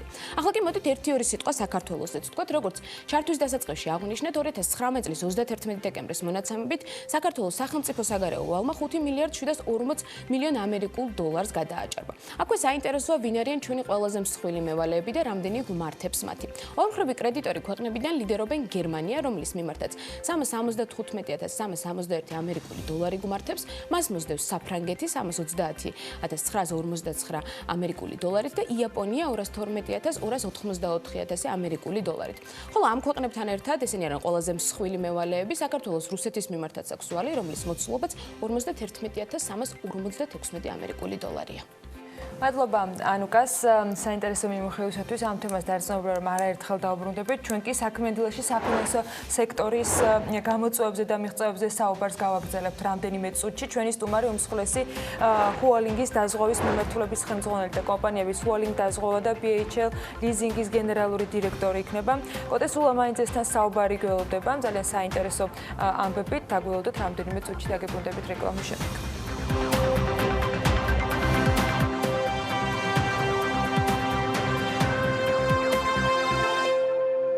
თუ წარმოგიდგენიათ რა არის ფინანსური სუპერმარკეტი? ან რა ასოციაციას იწვევს თქვენში, როგორც საქმიან ადამიანს, როცა ლიზინგის და დაზღვევის სერვისები ფაქტურად ერთი ფანჯრის პრინციპით ემსახურებიან და სთავაზობენ სერვისებს მომხმარებელს. ეს არ არის ყველაფერი, ძალიან ბევრი სიახლე და საინტერესო ამბებით კოტეს ულამაინძე უკვე საქმიანი დილის სტუდიაში და ის ჰუოლინგ დაზღვევას და BHL ლიზინგის გენერალური დირექტორი. ახლა ამ სტატუსით ამ სიახლეზე ისაუბრებს ძალიან საინტერესო დეტალებს. მოგესალმებით. მადლობა რომ ხართ ჩვენთან ერთად. რა არის ფინანსური სუპერმარკეტი? დილამშვიდობის, მივესალმებით მაყურებელს. ფინანსური სუპერმარკეტი არის კონცეფცია, სადაც ნებისმიერი სახის ფინანსური სერვისის მიღება შესაძლებელია ერთი წერტილის პრინციპით, ანუ პრინციპში ერთი ფანჯარის პრინციპით მომხმარებელს შეუძლია შეიძინოს როგორც დაზღვევა, ისარგებლოს ლიზინგით, საბანკო პროდუქტები და ასე შემდგომ. თუმცა აქ მთავარი აღსანიშნავია, რომ ეს ერთი წერტილი არ არის მხოლოდ ფიზიკური წერტილი. საუბარი არის უკვე აქტივის სხვა გზებზე, როგორც არის ციფრული გზები და ეს ციფრული ჩენელები, ასე ვთქვათ, სადაც პირობითად ინტერნეტ ბანკინგი თუ ასე შემდგომ, იქ იქნება ჩაშენებული ყველა ეს კონცეფციის შემადგენელი ნაწილები და მომხმარებელს უკვე ციფრულადაც შესაძლებლობა ექნება შეიძინოს და ისარგებლოს და არა მხოლოდ შეიძინოს, არამედ შემდგომი სარგებლობითაც გამოიყენოს სწორედ ეს ყველა სერვისი სწორედ ერთ წერტილში. გარდა იმისა, თქვა დროს შეიძლება ზოგადად ადამიანი ამ ერთიანი თქვა შეთანხმებით და ერთიანი პაკეტის არჩევით რა უპირატესობა შეიძლება ჰქონდეს ერთიანი სარგებლობის შემთხვევაში რა დაკვირვებამ გადაგაწყვეტინათ კოტე, რომ ეს ყველაფერი ესე მოქცეულიყო, მათ შორის ცხადია გაციფრულების მომხმარებელი ზოგადად იტყობს ყველა მიდგომაში სიმარტივის. ანუ სიმარტივეში არის გამოსავალი კლიენტთან ურთიერთობისთვის ყველაზე გამჭვირვალე ურთიერთობის ჩამოსაყალიბებლად. სწორედ აქედან გამომდინარე, უფრო მარტივად თავაზობთ ერთ ადგილას ყველანაირ სერვისს, არ ვთხოვთ კლიენტს სხვადასხვა წერტილებში მისვლას. ძალიან ხშირად წეგან გქონდათ საუბარი სამედიცინო კლინიკების შესახებ. წარმოვიდგინეთ, კლინიკები არის სპეციფიური, ზოგი არის თქვა გულის კლინიკა, ზოგი არის სხვადასხვა პროფილის მიმართულებით, თუმცა მარტივად რო იყოს ეს ასახმელი მომხმარებისათვის კლინიკა არის კლინიკა, თუ იქ იქნება სხვადასხვა მიმართულები ერთ დაწესებულებაში და ერთ ადგილას შეძლებს სრული სერვისის მიღებას, ეს გამოკვლევა იქნება სხვადასხვა მიმართულებით თუ ასე შემდგომ, ეს მომხმარებლისთვის მომხმარებლის ენაზე რო თქვა გასაგები არის თუ ჩვენ ჯანმრთელობაზე ვზრუნავთ. ანალოგიურად არის ფინანსური სერვისები. არ გვჭირდება მომხმარებელს ხოლმე, რომ იცით რა შეგიძლიათ სხვა წერტილში წახვიდეთ, ახლა მოიტანეთ თქვა ლიზინგი თუ გჭირდებათ სხვა ინსტიტუტთან იმუშავეთ, სხვა ადგილას და შემდგომ უკვე ერთიანად შევკრავდით პროდუქტს. ამას ვაკეთებთ ერთ ადგილას, ერთი წერტილის პრინციპით და ეს გამართლებული მიდგომაც არის სოფლიო პრაქტიკა ამასაჩვენებს. და რამდენად არის ყველაფერი ონლაინ შესაძლებელი, როცა სიმარტივეზე ვსაუბრობთ, ეს ერთი ადგილი მხოლოდ შეიძლება იყოს ჩვენი smartphone ან თქვა კომპიუტერი თუ აუცილებელი არის მაინც რაღაც ადამიანური კომუნიკაცია, როცა ვსაუბრობთ ისეთ თქვა მსხვილ შეთანხმებაზე, როცა ლიზინგს აკეთებს თქვა ადამიანი, ეს არ არის ყოველდღიური თქვა პროცედურა, ხო? 21 საუკუნეში უკვე გარდაუვალია, რომ ონლაინ არ გავიდეს ყველა პროდუქტის მომსახურება. ეს არის ერთ-ერთი გზა, ეს თქვა ჩენელი. დღეს თუ დავაკვირდებით საბანკო მომსახურების ძალიან დიდი ნაწილი, 90%-ის და უფრო მეტი თუ არა, ონლაინ სრულდება ყოველდღიური ოპერაციებიდან გამომდინარე. ანალოგიური მიდგომები გადადის ლიზინგშიც, გადადის დაზღვევაშიც და ამ ტემპს უნდა ავყვეთ. ყველა ვარიანტში ეს ტემპი ასაყოლი არის, ვინაიდან მომხმარებლიდან მოდის ეს მოთხოვნა, ეს არ არის ფინანსური სექტორის, ესე ვთქვათ, კაპრიზი, რომ მოდით გადავიდეთ ონლაინ და ამით რაღაც კუთხით ხარჯების ოპტიმიზაცია გავაკეთოთ, ესა უკვე მომხმარებლის მოთხოვნა. სწორედ ამიტომაც ჩვენ ამ ნაბიჯად გავთ. კომპანიაში მე მაყურებლებისთვის ვიტყვი ამ შემთხვევაში კიდევ მნიშვნელოვანი ინფორმაციას, რომ იგეგმება ასევე კიდევ სხვა ტიპის ცვლილებები, ის რაზეც კოტე საუბრობს, არის საუბარი იმავდროულად რომ შეიძლება იმავდროულად ვებგვერდით, რომელზეც ალბათ კი არა, ჩემი შემდეგი კითხვა იქნება, რაც გავამარტივებს ყველას, ვისაც ერთის მხრივ ჰუალინგ დაზღვევასთან და ასევე BHL ლიზინგთან გაქვთ ურთიერთობა და ამ ყველაფრის სრულად გადახალისება მოხდება. ანუ ვებგვერდზეც იგეგმება ანალოგიური ცვლილებები. დიახ, ვებგვერდზეც იგეგმება ჩვენი ღირებულება რაც არის, ეს არის სიმარტივე და გამჭვირვალე ურთიერთობები კლიენტებთან. დაზღვევის კუთხით რო ვისაუბროთ, დღეისათვის მომხმარებლისთვის უნდა ვაღიაროთ, დაზღვევა არის საკმაოდ რთული პროდუქტი, ანუ რთულადაა გასაანალიზებელი თუ რა რისკები იფარება, რა არის გამონაკლისები და ასე შემდგომ. ამიტომაც ვებგვერდზე, როდესაც ვსაუბრობთ, საიდანაც ჩვენ მასიურად ვაპირებთ გაყიდვების წარმოებას, აქ იქნება განთავსებული ის პროდუქტი, რომელშიც არის მინიმალური გამონაკლისები. პირობითად, ავტოპასუხისგებლობის დაზღვევა. სადაზღვევოში ძალიან პოპულარულია ეს პროდუქტი და მოთხოვნა არის დასახელდება მძღოლი, მისი ასაკი შეიზღუდება და ასე შემდგომ. ჩვენ ამ მიმართულებით გვაქვს ნაბიჯებს, არ გვექნება მოთხოვნა, ანუ საიტით არ იქნება შესაძლებლობა რომ დაასახელო მძღოლი, რითაც შეგიძლია ფასი დააკლო, იქნება სტანდარტული პაკეტი, რომელიც ფარავს თითქმის ყველაფერს და მინიმალური გამონაკლისებია და ეს იქნება ყველაზე მარტივად გასაგები. კოტე, ისა ახსენეთ დაზღვევა, ლიზინგზე მინდა კითხოთ. მან რა ტიპის შეთავაზებებია და რა არის ისაც მიზიდავს სიმარტივესთან სიმარტივე და გამჭვირვალეობა. დღეისათვის ჩვენი ვებგვერდ საშუალებით უბრალოდ განაცხადების მიღებაა შესაძლებელი, თუმცა ვაპირებთ ჩავაშენოთ ეს თქვათ გადაწყვეტილების მიღების პროცესი, ანუ მომხმარებლისთვის მთავარი არის გამჭვირვალე სტატუსი და ხედავდეს სად რა ვითარებაშია. სწორედ განაცხადის მიღება შესაძლებელი იქნება საიტით და აქვე დავახვედრებთ უკვე ჩვენ შიდა პროცესს, პირობითად განაცხადის მიღებიდან სად იმყოფება მისი განაცხადი და მიუთითებთ ასევე დროს. რომ განაცხადის მიღებიდან 15 წუთში დაგიბრუნდებათ პასუხი, დაელოდეთ, ამ პროცესს უკვე თავისი თვალით მოახდენს თვალის დევნებას მოახდენს თვითონ მომხმარებელი და ეს უზრუნველყოფს მის ჩართულობას. ანალოგიური მოდგმები არის ბევრ სხვა ბიზნესებში, როგორიცაა მაგალითად მანქანების გამოძახება, ბოლტის სერვისი, დომინო პიცა სერვისი და ასე შემდგომ. ანუ, როდესაც მომხმარებელი ხედავს, შემდგომ მისგან ნაკლები რას ხედავს? ყველა ის სერვისი, რომელიც თქვენ დაასახელეთ, ანუ ლოკაციურ გადაადგილების, თქვა და ადვილად ვიზუალიზაციის საშუალებას, მაგრამ რას ხედავს მომხმარებელი smartphone-ით, როდესაც მის განაცხადს განიხილავს ესა თუ ის ადამიანი და არ აქვს მნიშვნელობა სახელს და გვარს ვინ განიხილავს, განიხილავს ჯგუფი, რომელსაც მან მიმართა. დაინახავს რა ეტაპზე არის მისი განაცხადი, ასე ვთქვათ. მივიღეთ განაცხადი, პროცესს უყურებთ. მივიღეთ განაცხადი, დავსვამთ deadlines, პირობითად 15 წუთში უნდა იყოს გადაგზავნილი შესაბამის უწყებაში დამუშავებული და შემდგომ 15 წუთში უკვე უნდა იყოს პასუხი გაგზავნილი. ჯამში ამას თვალყურს ადევნებს. ანუ ეს ჩვენს გვაძლევს საშუალებას, რომ მონიტორინგი გავუკეთოთ ჩვენს დროის მენეჯმენტს და დროულად გავცეთ მომხმარებელს პასუხი და მეორე კუთხით მომხმარებელი უკვე გამჭვირვალედ უყურებს რა ეტაპზე არის მისი განაცხადი. არ არის გაურკვევლობაში. ჯიუტად ლიზინგს და უფრო ავტოლიზინგს უბრუნდები, იმავდროულად იქ ჩემი ინფორმაციით, რასაც თქვენთან შეხვედრისთვის შემზადებით, საუბარია ავტოლიზინგის სხვადასხვა მიმართულებაზე, მათ შორის სამშენებლო ტექნიკის ლიზინგზეც, რომელიც მნიშვნელოვანია, იმიტომ რომ ეს არის სფერო, რომელიც ყველაზე მეტად ვითარდება. პოპულარული, რამდენადაც მახსოვს საქართველოში ამ მიმართულებით. ძალიან ბევრი კომპანია იგივე ჩინურ ბაზართან არის თანაკვეთაში, ეს დეტალი მაინტერესებდა. დიახ, რა თქმა უნდა, ჩვენი ერთ-ერთი ინცენტივა ლიზინგის ბიზნესში შესვლა, ეს იყო ჩვენი კავშირები ჩინეთთან, სწორედ ჩინური ტექნიკა არის ის ტექნიკა, რომელიც მასიურად სოფლიოში გამოიყენება სამშენებლო მიმართულებით და ჩვენი კავშირებით ვაპირებთ ჩინური ტექნიკის იმპორტიორებთან თანამშრომლობას, იმ კუთხით, რომ ლიზინგ შევთავაზებთ არა მხოლოდ საქართველოში უკვე ტექნიკის გაყიდვით, არამედ ჩინურ ბაზარზეც ლიზინგით წამოყვანის ამ ტექნიკის. და გამოდის, რომ საქმე კეთდება ჩინეთიდან მოგვაქვს ტექნიკა ლიზინგით, წინასწარი გადახდის გარეშე და უკვე აქაც ლიზინგით ვყიდით. რეალურად თქვენთვის უფრო მოკლდება გზა იმ კავშირებიდან გამომდინარე, რომელიც გაქვთ. წეგან ვახსენეთ განახლებული ვებგვერდი და თამაშის თემას მე ვერ გამოვტოვებ, ხალხს ჯერ ვერ მოვასწარი. რაში მდგომარეობს და რა კავშირი აქვს ამ ძალიან საქმიან და სერიოზულ თემებს თამაშთან, რომელსაც თქვენ ამ ახალი სერვისების პარალელურად შესთავაზებთ მომხმარებლებში? გასართობი თამაში გავაკეთე, ეს ქარი ქრისჯი, ქარ როგორც მანქანა ეწერება ინგლისურად. არის თამაში, რომელიც მომხმარებლის ჩართულობას და ცნობადობის ამაღლებისკენ და მიმართული, ასახავს ჩვენი ქუჩების რეალობას. ვატარებთ მანქანას, ვატარებთ ჩვენ ქუჩებში, ნაცნობი ადგილები ხდება, ვხედავთ თუ რა რთულია თბილისის ქუჩებში მოძრაობა, რა პრობლემები ხდება, რეალობა ხდება ამ ქუჩებში და მომხმარებელს აქვს, ესე ვთქვათ, დავალება, რომ დაიწყოს თამაში 100 ქულით, ანუ როგორც მართვის მოწობა 100 ქულა და გავიდე ფინიშში მინიმალური დანაკარგით.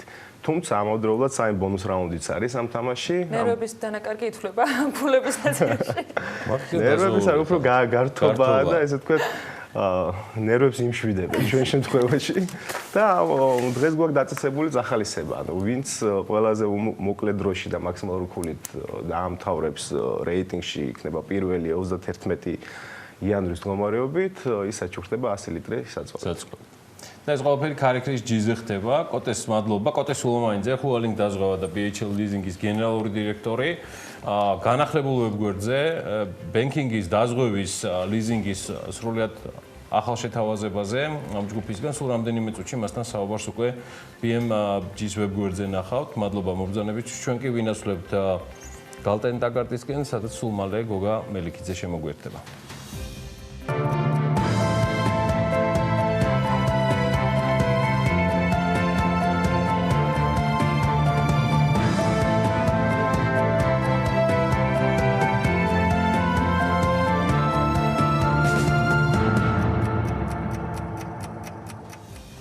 კორონავირუსის გავლენა ნავთობის ბაზარზე კვირის დასაწყისიდან ფაქტია უკვე სრულად აისახა, მანამდეც იყო სიმპტომები. გასულ კვირას მსოფლიოში ცნობილი ბრენდების კაპიტალიზაციის კლებაც პირდაპირ ჩინეთში გავრცელებულ კორონავირუსს უკავშირდება და ფაქტია, რომ რიგ შემთხვევებში არათუ Forbes-ის მილიარდერთა სიაში გადაიხედა პოზიციონირება ლიდერებისა, არამედ კომპანიის კაპიტალიზაციის მოცულობებით დაკორექტირდა. სჭირდება თუ არა მსოფლიო ბირჟებს ანტიდოტი. და ზოგადად რამდენად სტაბილურია მათი მდგომარეობა. ფაქტია, რომ საკმაოდ სერიოზული ცვლილებებია და ამ ცვლილებებზე უკვე გოგა მელიქიძე გვეტყვის მეტი დეტალებით. გალტენ ტაგარტის საბროკერო მიმართულების ხელმძღვანელი გვერდდება პირდაპირ ეთერში თავისი ტრადიციული ანალიტიკით.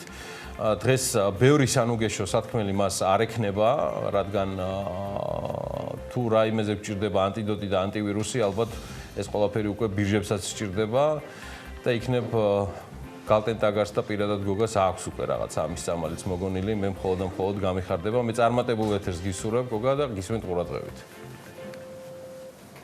დილამშვიდობისა გიორგი, მივესალმები ტელემაყურებელს. კარგად აღნიშნე, სხვათა შორის გასული კვირა საკმაოდ კარგად დაიწყო გლობალური საფონდო ბაზრებისთვის, განსაკუთრებით ამერიკისთვის და კვირის მეორე ნაწილში უკვე როცა კორონავირუსი, ასე ვთქვათ, ატყდა მთელი ამბავი და სკანდალი, ბაზრებს ძალიან დააწვა, განსაკუთრებით პარასკევის ვაჭრობაზე ამერიკულმა საფონდო ბაზრებმა შეიძლება ითქვას თავისი ისტორიული მაქსიმუმებიდან მოიხსნენ და მთელი კვირა უარყოფითად დახურეს. კონკრეტულად ვთქვათ, Dow Jones-ი დავარდა 1.2%-ით, S&P ახლობით 1%-ით, 0.8% დავარდა NASDAQ-ი, თუმცა ესე ვთქვათ წლის მანძილზე, ანუ იანვრის თვეში ამერიკული საფონდო ბაზრები დადებითებს აჩვენებენ, დაახლოებით 3.8% არის NASDAQ-ი გაზრდილი, 2% არის S&P 500-ი გაზრდილი და 1.8% არის გაზრდილი Dow Jones-ი, თუმცა როგორც აღნიშნე, კორონავირუსი რეალურად საფონდო ბაზრებს მნიშვნელოვნად გადაედო ნავთობის ფასაც, ნავთობისზე ოდნავ მოგვიანებით ვიტყვი და ნუ ბუნებრივია დავინახეთ გასულ მაგალითად გუშინ როცა ბაზარი გაიხსნა ამერიკის საფონდო ბაზარი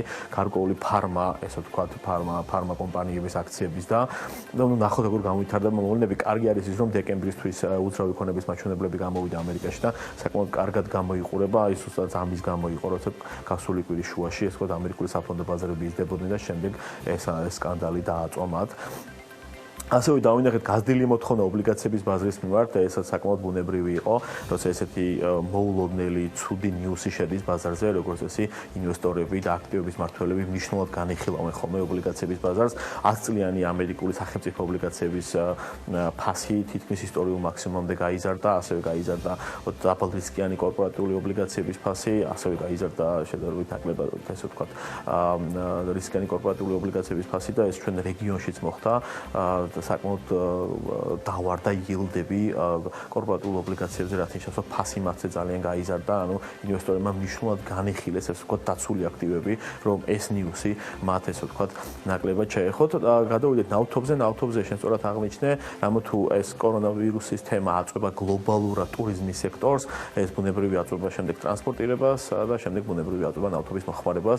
მარტო გასულ კვირას ნავთობის ფასი 7% დავარდა, წლის მანძილზე 11%-ზე მეტით არის იანვრის თვეში შეიძლება ითქვას ნავთობის ფასი დავარდნილი. რაც შეეხება ოქროს ფასი გაიზარდა 1%-მდე, წლის მანძილზე 3.5% არის გაზრდილი ოქრო, როგორც ობლიგაციების ბაზარი, ასევე ოქროს წარმოადგენს კარგ ალტერნატივას, ესე ვთქვათ, გლობალური საფონდო ბაზრებისთვის და როგორც ობლიგაციებს, ასევე ოქროსაც ინვესტორები განიხილავენ ხოლმე როგორც ალტერნატივას, შესაბამისად გასულ კვირასაც დავინახეთ ოქროს ფასის და როგორც აღნიშნა 1%-მდე. რაც შეეხება ევროზონაშიც დაწოლა იყო საფონდო ბაზრებზე, თუმცა არაერთგვაროვანი, DAX-ი მაგალითად, DAX 30 გერმანული საფონდო ინდექსი გაიზარდა 1.5%-ით.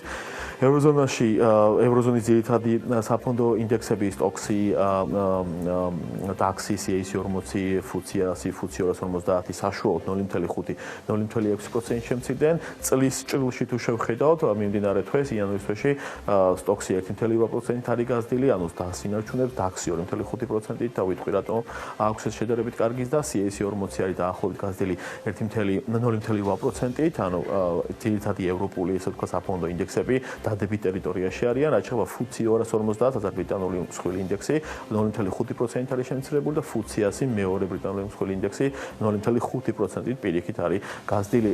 ევროზონაში მთავარი ამბავი ბუნებრივია არის კორონავირუსთან დაკავშირებული და ეს მოქმედებს საფონდო ბაზრებზე, მაგრამ ამავდროულად დავოსის ფორუმი იყო საკმაოდ საინტერესო. დავოსის ფორუმზე ამერიკის წარმომადგენლობა დამუქრება შეიძლება ცოტა მკაფიოდ ითქვა, მაგრამ შეიძლება ითქვას, რომ დაემუქრენ ევროზონას, რომ თუ ისინი არ გადახედავენ ამერიკასა და ევროზონას შორის სავაჭრო ტარიფებს, ამერიკა მკაფიოდ გაუზდის იმპორტის გადასახადს, განსაკუთრებით ევროპაში წარმოებულ ავტომობილებზე და ესე ვთქვათ, შეიძლება ითქვას, რომ გარკვეული წამსვამი ჩაურთო ტრამპმა ევროზონას, რომ რაც შეიძლება სწრაფად მოილაპარაკონ ახალი სავაჭრო ტარიფები, სხვა შემთხვევაში ემუქრება ტარიფების გაზრდით. იგივე შეიძლება ითქვას ბრიტანეთზე, თეთრმა სახმა თითქმის ოფიციალურად განაცხადა, რომ გადახედავს ბრიტანეთთან დაკავშირებულ სავაჭრო მოლაპარაკებებს და სავაჭრო ტარიფებს, ანუ გასული წელი თუ იყო ამერიკასა და ჩინეთს შორის როგორ წარიმართებოდა სავაჭრო მოლაპარაკებები და ვიცით, პირველი ფაზა შეიძლება ითქვას წარმატებით დაიხურა, მიმდინარე წელი იქნება ამერიკასა, ევროზონასა და ამერიკასა და ბრიტანეთს შორის როგორ წარიმართება სავაჭრო მოლაპარაკებებს გადახედოდა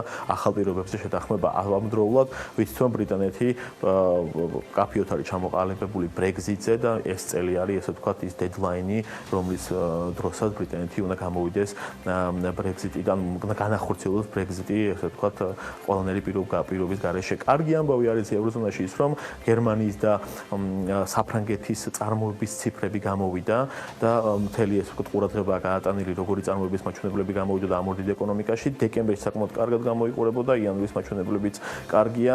ეს ორი ინდიკატორი, ეგეთი PMI ინდექსია, რომელიც წარმოების აქტიურობას ზომავს. გასულ თვეების მანძილზე იყო საკმაოდ ცუდი, მცირდებოდა და ეს ბოლო ეს ვთქვათ თვეების მანძილზე კარგი PMI ინდექსი, საკმაოდ ესე ვთქვათ ოპტიმისტურ მოლოდინს უჩენს ეკონომისტებს და ელოდებიან მთელი ყურადღებით ამორდიდ ყველაზე მსხვილ ევროზონის ეკონომიკაში, როგორ გამოიხატება წარმოების აქტიურობა. იგივე შეიძლება ითქვას ბრიტანეთზე არ გაზრდილა წარმოების აქტიურობა, ანუ ეს ინდექსები ისე ვთქვათ დადებით ტერიტორიაში არ გადავიდნენ, თუმცა სტაბილურად გამოიყურებიან და ინვესტორები, ანალიტიკოსები და ეკონომისტები ძახილობენ, ესაც უკვე კარგია. სხვა ევროზონის ეკონომიკაზე ასეთ შეფასებას ვერ ახდენენ ეკონომისტები და მთელი ყურადღება გაატანილია მსხვილ ევროზონის ეკონომიკებზე, როგორ გამოიხატება მოვლენები. რაც შეეხება აზიას, იაპონიაში ინდექსი ნიკეი 225 0.9%-ით შემცირდა და წლის მანძილზე 0.7% არის გაზრდილი. ორი მნიშვნელოვანი რამე ხდება იაპონიის ეკონომიკაში, ექსპორტი მე-13 თვეა უკვე მცირდება და ზოგადად მეოთხე კვარტალში იაპონიის ეკონომიკაში ელოდებიან შემცირებას ეკონომიკური ზრდის, იმიტომ რომ ჩვენ ვიცით, რომ მათ ოქტომბერში DG-ის გადასახადი გაზარდეს და ეს დააწვა ეკონომიკას. ჩატარდა მონეტარული პოლიტიკის ხდომა იაპონიის ცენტრალურ ბანკში, ბუნებრივია მათ დამატებით ვერ შეამსუბუქეს, ასე ვთქვათ, მონეტარული პოლიტიკა, იმიტომ რომ ამის რესურსი აღარ აქვს. შესაბამისად, ისინი ელოდებიან 1 აპრილს ჩართავენ, ასე ვთქვათ, განახლებულ ფისკალურ პოლიტიკას და მათი ახალი ფისკალური პოლიტიკის მიხედვით, ასე ვთქვათ, დიდი ინვესტიციები უნდა განახორციელონ ეკონომიკაში, რომ შეძლებელად ეკონომიკა გამოაცოს. ხოლმე ელოდებიან დაახლოებით 0.9%-იანს დას და ნახავთ, როგორ გამოვითარდება მოვლენები. ჩინეთი, რაც ყველაზე მთავარი ყურადღების ცენტრია დღესდღეობით სოფლიო ეკონომიკებში, კორონავირუსი ძვინვარებს, ჩინეთის ინდექსი გასულ კვირას დღის-შიგნით ალბათ ყველაზე მძიმედ დავარდა, ხუთშაბათს 23 ნოემბერს დავარდა დაახლოებით 2.5%-ით, კვირის მანძილზე 3.8%-ით, დაახლოებით თვის ჭრილში დავარდნილია დაახლოებით 4%-მდე. მთელი ყურადღება გადატანილია, როგორ განვითარდება, როგორ ამდენად დააწვება ეს ვირუსი ზოგადად მთელ ჩინეთს და მსოფლიოს და განსაკუთრებით ჩინეთის ეკონომიკას და 23 ქვეყანაში დაფიქსირდა, მათ შორის აქტიურ ეკონომიკებში როგორც არის ჰონკონგი, მაკაო, სინგაპური და ეკონომისტები იძახიან, რომ ასე ვთქვათ, გრძელვადიან პერიოდში ამაშობა დიდი ეფექტი არ ქონდეს, მაგრამ მოკლევადიან პერიოდში მაღალ ვოლატილობას გამოიწვევს ბაზრებზე ცალსახად და ეკონომიკას ესე ვთქვათ, განსაკუთრებით საცალო მოხმარების ნაწილში ძალიან დააწვება. რაც შეეხება განვითარებად ეკონომიკების ინდექსს, განვითარებად ეკონომიკების ინდექსმაც მნიშვნელოვნად დაკარგა ღირებულება და 2.4% დავარდა, წლის მანძილზე ისევ დასინარჩუნეს 0.4%-ით. ბუნებრივია განვითარებად ეკონომიკებს დააწვევა, იმიტომ რომ ჩინეთი ერთ-ერთი ყველაზე მსხვილი და დიდი განვითარებადი ეკონომიკაა. ნახოთ როგორ განვითარება მოვლენები, რამდენად ეს ყველაფერი არაუფრო მეტი გამწვავების გარეშე გადაივლის გლობალურ საფონდო ბაზრებზე. გოგა მელიქიძე, გალტენ-ტაგარტის საბროკერო მიმართულების ხელმძღვანელი, მადლობა მას საინტერესო ანალიტიკისთვის. სულ მალე მასთან საუბრის ვიდეო ვერსიასაც უკვე ნახავთ BM.G-ზე, BMG მზად არის და აგრძელებს პარტნიორობას გალტენ-ტაგარტთან, რომელიც მუდმივად ყოველკვირეულ რეჟიმში გიახლებთ ანალიტიკას. დიდი სტუმრიანობა და ამბებია სულ რამდენიმე წუთში უკვე ბეკაპაძიკაძის ბლოგში. მარიამ ადამიანთან ერთად ის Windham Grand თბილისის მენეჯერს უმასპინძლებს. მანამდე კი ეკა ციმაკურიძე ისაუბრებს პარლამენტის მიერ კანონის ახსნილების პროცესში არსებულ ხარვეზებზე და უმაღლეს საკანონმდებლო ორგანოს როლზე ამ ყველაფერში. განახლებული ინფორმაციებით კორონავირუსის გავრცელებასთან დაკავშირებით თათია ჩაფიცაძე შემოგვიერთება და როგორც გითხარით, მარიამ ადამიანს თუმარი კი რამდენიმე წუთში ბექასთან ერთად Windham Grand ჰოტელის ბიზნესის განვითარების მიმართულების ხელმძღვანელი იქნება. დაგველოდეთ, ვაგრძელებთ საქმიანი დილას.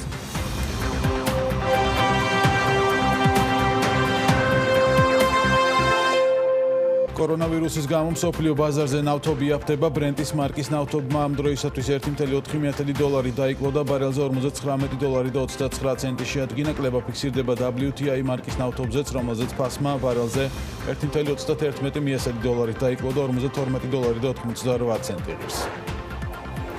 McDonald's-მა ჩინეთის 4 ქალაქში მუშაობა შეაჩერა. ქალაქებს შორის, სადაც McDonald's-მა მუშაობა შეაჩერა, საკარანტინო ქალაქი უჰანიცაა. კომპანიის მიერ გავრცელებული ინფორმაციით შექმნილი მდგომარეობის გამო მთელი ქვეყნის მასშტაბით ქსელში დასაქმებული ყველა თანამშრომელი ახალ წესებს ექვემდებარება.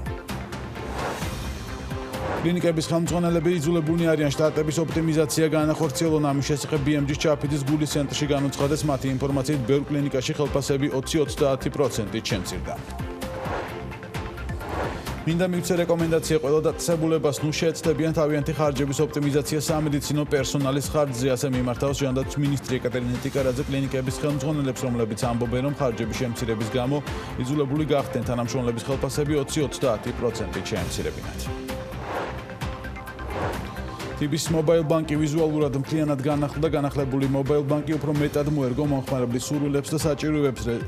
რედიზაინის შედეგად შეიცვალა აპლიკაციის მთლიანი ვიზუალური სტილი, აპლიკაციის მთავარი გვერდი დაემატა მუქი დიზაინის ვერსია, დაიხოცა ხმოვანი ასისტენტის ფუნქციონალი და ვიზუალური მხარე და სხვა. ინდოეთის მთავრობა ავიაკომპანია Air India's ყიდის. ინდოეთის მთავრობა Air India's პრივატიზაციას ადრეც გეგმავდა, თუმცა არ გამოუვიდა. განახლებული პირობებით კი ავიაკომპანიის ვალი $8 მილიარდ შეადგენს, მაგრამ დაინტერესებულ პირს მხოლოდ $3.2 მილიარდი გადახდა მოუწევს. ასევე შეთავაზებაშია კომპანიის 100%-იანი წილი, ნაცვლად 76%-ისა, როგორც ეს 2018 წელს იყო.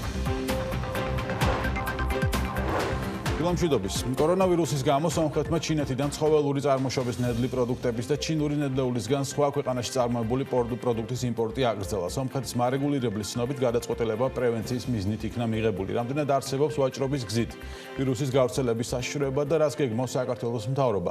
თემაზე თათია ჩაფუჭაძე მიმუშავა, რომელიც პირდაპირ ეთერში გვერდება. თათია, დილა მშვიდობის. ბექა გუშინ ცნობილი გახდა, რომ საქართველოს მთავრობა ჩინეთიდან ცოცხალი ცხოველების იმპორტს კრძალავს, როგორც სოფლის მეურნეობისა და გარემოს დაცვის სამინისტროს მიერ გავრცელებულ განცხადებაშია ნათქვამი აკრძალვა ძალაშია ჯანმრთელობის მსოფლიო ორგანიზაციის და ცხოველთა ჯანმრთელობის დაცვის საერთაშორისო ორგანიზაციის მიერ ჩინეთის სახალხო რესპუბლიკის კორონავირუსიდან თავისუფალ ზონად გამოცხადებამდე. გადაწყვეტილების საფუძველი გახდა ჩინეთის სახალხო რესპუბლიკის სოფლის მეურნეობის და სატყეო სამინისტროს ბაზრის ზედამხედველობის მთავარი სამმართველოს მიერ 2020 წლის 26 იანვრის ბრძანება, რომელიც ცოცხალი ცხოველების ნებისმიერი სახით ვაჭრობის აკრძალვას უკავშირდებოდა.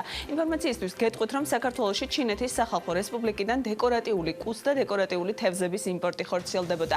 საქართველოს მთავრობის გადაწყვეტილებამდე კი აკრძალვები დააწესა სომხეთმაც. ვირუსის გავრცელების გამო 26 იანვრიდან სომხეთმა ჩინეთიდან ცხოველური წარმოშობის ნედლი პროდუქტების და ჩინური ნედლეულისაგან სხვა ქვეყნებში წარმოებული პროდუქტების იმპორტი აკრძალა. რამდენად საშიშია ჩინეთიდან ხორცს პროდუქტების იმპორტი და უნდა გაწყვიტოს თუ არა საქართველომაც დროებით სავაჭრო ურთიერთობები, ამ თემაზე გუშინ აზრი ჯანდაცვის მინისტრს და დაავადებათა კონტროლის ეროვნულ ცენტრს ვთხოვეთ. ისინი აცხადებენ, რომ ეს რეკომენდაციები ამ ეტაპისთვის არ არსებობს. მსოფლიო ორგანიზაციის ჯანმრთელობის საერთაშორისო წესებით ეს რეკომენდირებული არ გახდა. ამ ეტაპისთვის ვაჭრობის კუთხით არანაირი შეზღუდვების დაწესებაზე არ აქვს არანაირი ინფორმაცია და რეკომენდაცია მიღებული.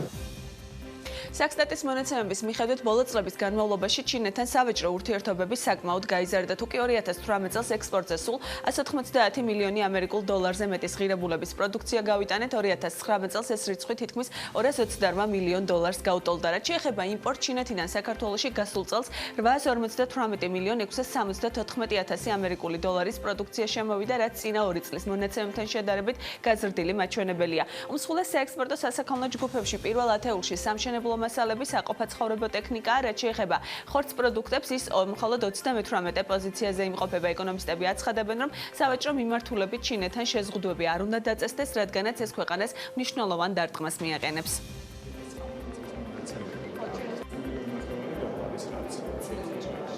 50-ს თუ ნახავთ, იქ არის 34 პოზიციაზე ხორცი და ხორცს პროდუქტები, დაახლოებით 6 მილიონი დოლარის ღირებულების, რაც საერთო ჯამში 1%-ზე ნაკლები არის ჩინეთიდან შემოტანილი პროდუქტის. იმის თქმა მინდა, რომ საშიში, ასე ვთქვათ, არაფერი შემოგვაქვს და ჩემი აზრით პანიკის საფუძველი ეს არ უნდა იყოს.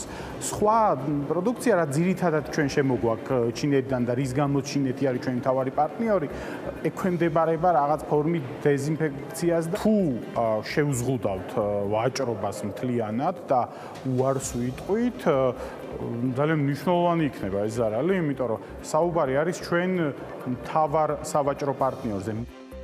კიდევ ერთი საკითხი, რომელიც BMG-მ გუშინ მოიკითხა, ეხება ამანათებს ჩინეთიდან. საქართველოს პოსტაში აცხადებენ, რომ საქართველოს პოსტას არც ერთი საერთაშორისო საფოსტო ორგანიზაციიდან არ მიუღია რეკომენდაცია გზავნილების მიმოსვლის შეჩერების შესახებ და ასევე არც რომელიმე ქვეყნის დანიშნულ საფოსტო ოპერატორს მოუმართავს ამ მიზნით. Global Post-ში კი აცხადებენ, რომ რეისები შეფერხებული არ არის, ბოლო დროს ამანათების შემცირების მიზეზი კი ჩინური ახალი წელია. ნიკატოგონიძე აცხადებს, რომ მათ ჯანდაცვის ადგილობრივ უწყებებთან კომუნიკაციაც ჰქონდათ და ამანათების გზით ვირუსების გავრცელების რისკი მათი ინფორმაციით არ არსებობს. კორონავირუსთან დაკავშირებით რეისები შეფერხებული არ არის, იმიტომ რომ ჩინეთში ისედაც ახალი წლები არის, ახალი წლის პერიოდია და ფრენები არ ხორციელდება, ტერმინალები არ მუშაობს. მაგრამ ამასთან მინდა ვთქვა, რომ საწყობები მუშაობს, ვინაიდან მოთხოვნა ძალიან დიდია. ჩვენ ვესაუბრეთ ადგილობრივ ჯანდაცვის სამინისტროს და მათ გითხრეს, რომ არანაირი საშიშროებას არ წარმოადგენს ჩინეთიდან ამანათების ტრანსპორტირების დროს კორონავირუსის გავრცელება. ვინაიდან ეს არის სატვირთო გადაზიდვა და არა სამგზავრო, რომელიც გადის რამოდენიმე ტერმინალს. ჩინეთის დაავადებათა კონტროლის ორგანიზაციის ოფიციალური მონაცემებით, რომელსაც ჯანმრთელობის მსოფლიო ორგანიზაციის და ევროპის დაავადებათა კონტროლის ცენტრს არ დაუდასტურებია, კორონავირუსით ინფიცირებულთა რაოდენობა 2007-დან, საიდანაც 97% ჩინეთში, დანარჩენი ერთეული შემთხვევები კი მსოფლიოს სხვადასხვა ქვეყანაში ფიქსირდება. ამ დროისთვის გარდაცვალების 80 და მძიმე ავადმყოფობის 400 შემთხვევა დაფიქსირდა. ამის გარდა მსოფლიოს მასშტაბით 5000-მდე პირს გამოკვლევები უტარდება და ასევე იკვლევენ მათთან კონტაქტში მყოფ 3000-მდე ადამიანსაც. შეეხება საქართველოს გუშინ დილის ინფორმაციით, საქართველოში ჩინეთის 154-მდე მოქალაქე შემოვიდა, აქედან კი 110 ადამიანი გავიდა ჯერჯერობით ჩვენს ქვეყანაში, არც ერთი საეჭვო სიმპტომიანი ადამიანი არ დაფიქსირებულა. მადლობა თათია ჩაფიჩაძის ინფორმაციისთვის. ჩვენ განაგზავნებთ საქმიან დილას. პარლამენტი მხოლოდ საკანონმდებლო საქმიანობით არ შემოიფარგლება და მის უფლება მოვალეობებში მნიშვნელოვანი მაკონტროლებელი და ზედამხედველობითი ფუნქციები ერთიანდება. საკანონმდებლო ორგანოს ამ ფუნქციის შესრულებისთვის სხვადასხვა ინსტრუმენტების გააჩნია. ერთ-ერთია მის მიერ მიღებული კანონების აღსრულების კონტროლი. კანონის აღსრულების კონტროლის ფუნქცია საშუალებას აძლევს პარლამენტს უზრუნველყოს მისაღები კანონების კანონშრომლების შეტანის საჭიროების გამოკვეთა და მოქალაქეთა საჭიროებებზე მორგებული კანონების მიღება. ეს ფუნქცია პარლამენტს საშუალებას აძლევს ასევე დაადგინოს მიღებულმა კანონმა უპასუხა თუ არა მისი მიღების მიზნებს და თუ ვერ უპასუხა რა გახდა ამის მიზეზი. როგორ იყენებს იფერებს პარლამენტი ამ ფუნქციას დემოკრატიის ინდექსი საქართველოს ხელმძღვანელი ეკატერინე ციმაკურიძეა საქმიანი დილის სტუდიაში. ეკადი მომშვიდობის, მადლობა კიდევ ერთხელ სტუდიაში მობრძანებისთვის. პარლამენტის კიდევ ერთ ფუნქციაზე უნდა ვისაუბროთ, ინსტრუმენტზე, რომელიც მას აქვს ზედამხედველობა საკუთარ თუ მიღებულ კანონებზე. რა ხდება ამ მიმართულებით, გვაქვს თუ არა ეფექტური შედეგები 2019 წლის განმავლობაში? დიახ, ალბათ მსმენელისთვის საინტერესო იქნება იმის მოსმენა, რომ კანონის მიღება არის მხოლოდ ერთი ეტაპი პარლამენტის მნიშვნელოვანი ფუნქციისა. ამის შემდეგ სინამდვილეში იწყება ძალიან კომპლექსური პროცესი, რაც გულისხმობს იმას, რომ პარლამენტმა პასუხი უნდა ააგოს საკუთარ მიღებულ კანონმდებლობაზე და მიადევნოს თვალი, როგორ მუშაობს ის პრაქტიკაში. გამოავლინოს ხარვეზები და ამის საფუძველზე დაგეგმოს თავისი უკვე მომდევნო საკანონმდებლო პროცესი. ჩვენ რაც ვაკვირდებით პარლამენტის საქმიანობას და ასევე გვაქვს ინფორმაცია წინა პერიოდების შესახებაც, ძალიან ბევრი წლის განმავლობაში ეს ფუნქცია აქვს პარლამენტს, მაგრამ ის ამას ძალიან არაეფექტურად იყენებს. სხვადასხვა მიმართულებით შეიძლება სინამდვილეში კანონზე კონტროლის განხორციელება, ეს შეიძლება იყოს მაგალითად რამდენად აღმასრულებელმა ხელისუფლებამ დროულად მიიღო ესა თუ ის საკანონმდებლო აქტი, რომლის მიღებაც მას დაავალა პარლამენტმა, მინისტრის ბრძანება, მთავრობის დადგენება და ასე შემდეგ. ეს უფრო ასე ვთქვათ ტექნიკური შემოწმება არის, ვადებში ჩაეტია თუ არა ესა თუ ის უწყება. არის ასევე ძალიან მნიშვნელოვანი შინაარსის შემოწმება, რა გავლენას ახდენს ადამიანებზე, საზოგადოებრივ პროცესებზე ამა თუ იმ კანონის მოქმედება. და ამას პარლამენტი აკეთებს როგორც ასე ვთქვათ პრაქტიკის შესწავლით, როგორ დაინერგა, როგორ მოხდა კანონის დანერგვა, თუ ცვლილების დანერგვა პრაქტიკაში, ასევე სასამართლო პრაქტიკის შესწავლითაც. ეს ძალიან მნიშვნელოვანი კომპონენტია პრინციპში პარლამენტის მუშაობის და მისი შესაძლებლობის, რომ რეალურად შეაფასოს რა გავლენა იქონია ამა თუ იმ კანონმა ადამიანების ცხოვრებაზე.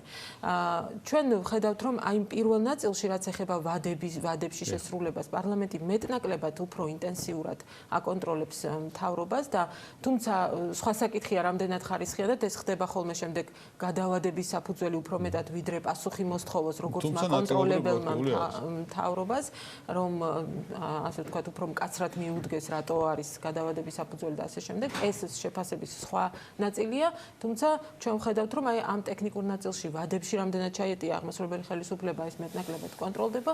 მეორე ნაწილი, რაც შინაარსს უკავშირდება და არის პრინციპში მთავარი და ძალიან მნიშვნელოვანი, აქ არის ძალიან პასიური პარლამენტი. მიზეზი რა არის ეკა? ხო არ არის მიზეზი რუტინა, ასე ვთქვათ, საპარლამენტო საქმიანობის, ეს ხო არ შეიძლება იყოს გამამართლებელი, ასე ვთქვათ, პარლამენტი. მაგათ ბევრ კანონს იღებენ, 400-ზე მეტი კანონი იყო მიღებული 2019 წელს, ხო? მარტო 2019 წელს. აი ეს ხო არ არის შეიძლება ეს იყოს მიზეზი იმისა, რომ აი ამ ფუნქციას პარლამენტი მაინც და მაინც კარგად ვერ იყენებს. ვერ იქნება ეს არგუმენტი, იმიტომ რომ პარლამენტის ეს არის ერთ-ერთი მთავარი ფუნქცია პარლამენტის და არაეფექტურობა ჩემი აზრით გამომდინარეობს ზუსტად არის ასე ვთქვათ გამოძახილი იმისა, რასაც ზოგადად ვხედავთ, რომ პარლამენტი არ არის ეფექტური მაკონტროლებელი მთავრობის. ამის შედეგი არის ისიც, რომ არც მის მიერ მიღებული კანონების მთავრობის მიერ უკვე პრაქტიკაში იმპლემენტაციას არ აკონტროლებს ეფექტურად. ამიტომ ეს ორი პროცესი ერთმანეთთან არის დაკავშირებული. ჩვენ ვხედავთ, რომ პარლამენტს ყავს ძალიან ბევრი დეპუტატი, რომლებიც და გქონდა ამაზე საუბარი წინა გადაცემებშიც, რომლებიც რეალურად პრინციპში ფუნქციას არ ასრულებენ როგორც პარლამენტის წევრები და ეს რესურსი არის გამოთავისუფლებული, სანაცვლოდ არსებობს არსებობს ძალიან ბევრი საქმე, რომელიც არ კეთდება პარლამენტში და პარლამენტი ძალიან ბევრი მიმართულებით უნდა გახდეს უფრო ეფექტური. აი ხა რომ ვნახოთ ბოლო პერიოდში რა მონაცემები გვაქვს, აი შინაარსობრივი ნაწილის, მაგალითად ჩვენ რაც გამოვითხოვეთ ინფორმაცია იქიდან 4 კომიტეტს საერთოდ არ გაუკეთებია კანონ პროექტის შეფასება, კანონის მოქმედების შეფასება პრაქტიკაში. დანარჩენ მათ შორის ადამიანის უფლებათა დაცვის კომიტეტს, რომელიც ძალიან წარმოუდგენელია, რომ ადამიანის უფლებათა დაცვის კომიტეტი ძალიან ბევრი მგრძნობიარე და პრობლემური მიმართულებით არ აკონტროლებდეს პრაქტიკაში, როგორ მუშაობს ესა თუ ის კანონი და შემდეგ აქედან გამომდინარე არ საუბრობდეს ცვლილებების საჭიროებებზე. ჩვენ წინა გადაცემაშიც გვქონდა საუბარი იმაზე, როგორ რამდენად არაინფორმაციული არის ამა თუ იმ ცვლილების ინიცირების პროცესი პარლამენტში, ხო? ანუ ასეთი შემთხვევებიც არის და ზუსტად ესეც არის მაგალითი იმისა, შედეგი იმისა, რომ არ მუშაობს კანონზე კონტროლის განხორციელების პარლამენტის ფუნქცია. იმიტომ რომ თუნდაც აი თამბაქოს კონტროლის კანონთან დაკავშირებით იმის ნაცვლად რომ იქ არაფერი არ ეწერა აბსოლუტურად არანაირი ინფორმაცია არ იყო მოცემული საჭიროებასთან დაკავშირებით, რა უნდა მოაწესრიგოს, ესე ვთქვათ, რატომ გახდა ეს ცვლილება ზოგადად საჭირო ამ პროცესის ფარგლებში ნააკს, რასაც უწოდებთ, ანუ კანონის აღსრულებაზე კონტროლის პროცესის ფარგლებში ეს იქნებოდა ძალიან კარგად შესასწავლი და ყოველდრო გასულია საკმაოდ დიდი რომ ვთქვათ რაღაცა პარლამენტში შეესწავლა კანონის მოქმედების არეალში ვთქვათ რა შედეგები მივიღეთ და აქედან გამომდინარე გამოიტანა დასკვნები. ხო, თუნდაც იმ დეპუტატებს, ვინც ამ საკანონმდებლო ინიციატივის ცვლილებების ავტორები იყვნენ. რა თქმა უნდა, სწორედ ამიტომ ვიღებთ ჩვენ შედეგად აბსოლუტურად დაუსაბუთებელ ინიციატივებს.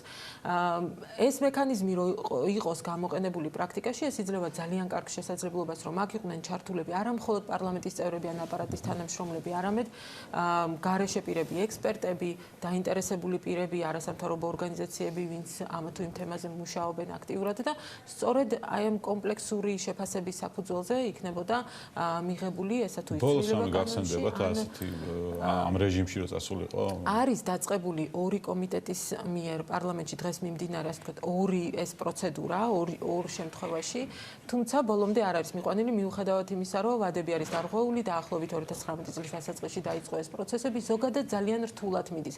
არიან ორგანიზაციები, ვინც ცდილობენ ხელი შეუწყონ პარლამენტის მიერ კანონშემოქმედებითი პროცესის კონტროლს, თუმცა კიდევ ერთხელ ვიტყვი ძალიან ნელა და ასე ვთქვათ ინერტულად მიდის ეს პროცესი. შეიძლება არის რამდენიმე დაწყებული, როგორც ვთქვი, 2 მიმდინარე კანონის აღსრულებაზე კონტროლის პროცესი მიდის პარლამენტში, მაგრამ ვადების დარღვევის მიუხედავად ეს ანუ რამე კონკრეტული შედეგი ამას არ გამოუღია, მაშინ, როდესაც ამ პროცესის ასე ვთქვათ დამაგვირგვინებელი უნდა იყოს კომიტეტის დასკვნა მაგალითად და შემდეგ ეს შეიძლება პლენარულზე განხილვის საგანიც კი გახდეს. ანუ რეგლამენტის ნაწილში, თქვათ, პარლამენტის საკანონმდებლო ბაზის ნაწილში აქ არ არის ხარ, აქ არის საუბარი იმაზე, რომ უნდა არსებობდეს ნება, რომ ეს ფუნქცია იყოს აღსრულებული, ხო? ერთია, თქვათ, ნება, რომელიც ამ შემთხვევაში არ აქვს უმრავლესობას და ისინი, თქვათ, უმრავლესობის უმრავლესობა არაკეთებს და არ იყენებს ამ ფუნქციას, ზოგიერთი არც ერთ ფუნქციას არ იყენებს, მაგრამ მეორე ნაწილი არის იქ, თქვათ, პარლამენტში არსებული დამოუკიდებელი დეპუტატები, მათ შორის ბოლო დროს ვინც არიან ეს ფრაქცია, რომელიც შეიქმნა, რომლებიც აქტიურები არიან რაღაც ბევრ ნაწილში, მათ შორის საკანონმდებლო საქმიანობაში და ასევე აღსრულებ დაკვირვებაში და ამ როლის შესრულებაში, წამოწევაში ოპოზიცია, რომელიც ყავს საკანონმდებლო ორგანოს, ანუ მათი როლი აი ამ პროცესში რა არის, შეუძლიათ თუ არა მათ იყვნენ უფრო აქტიურები, რომ ეს ზედამხედველობის ფუნქცია თუ არა უმრავლესობამ მათ მაინც გააქტიურონ. კანონის აღსრულებაზე ზედამხედველობის ფუნქცია არის კომიტეტის მექანიზმი და რა თქმა უნდა კომიტეტის წევრები არიან საპარლამენტო უმრავლესობის წარმომადგენლებიც, ოპოზიციის და დამოუკიდებელი დეპუტატებიც. რა თქმა უნდა ჩვენ ადრეც ვისაუბრეთ ამაზე, ზოგადად ოპოზიციის როლი პარლამენტის საზედამხედველო ფუნქციის განხორციელებაში არის ძალიან მნიშვნელოვანი და სინამდვილეში ჩვენ მოლოდინი გვაქვს უფრო მეტად ოპოზიციური ძალებისგან, რომ ისინი იქნებიან აქტიურები მთავრობის გაკონტროლებაში, ვიდრე პარლამენტის უმრავლესობის და სამწუხაროდ ეგრე რეალობა გვაქვს რა. ხო, მაგრამ პირიქით არის ჩვენ შემთხვევაში იმის ნაცვლად რომ საბოლოო ჯამში ესე გამოდის და ამაში წვლილი მიუძღვის როგორც უმრავლესობას, ისე პოლიტიკურ ოპოზიციასაც, ჩვენ ხედავთ გვაქვს სურათი, როდესაც ნაცვლად იმისა, რომ პარლამენტი ასე ვთქვათ უყურებდეს კრიტიკულად როგორ მუშაობს მთავრობა და მიუთითებდეს იმ კონკრეტული მიმართულებებზე, რაც გამოსასწორებელია, ცდილობს ხოლმე გაამართლოს ან არ ვიცი, დადებითად შეაფასოს მთავრობის საქმიანობა. ეს არის რაც მართლა არის პრობლემა და არის გამოსასწორებელი და ჩვენი მუშაობის მიზანიც სწორედ ეს არის ამაზე საუბრობთ და სხვათა შორის შევიტანეთ უკვე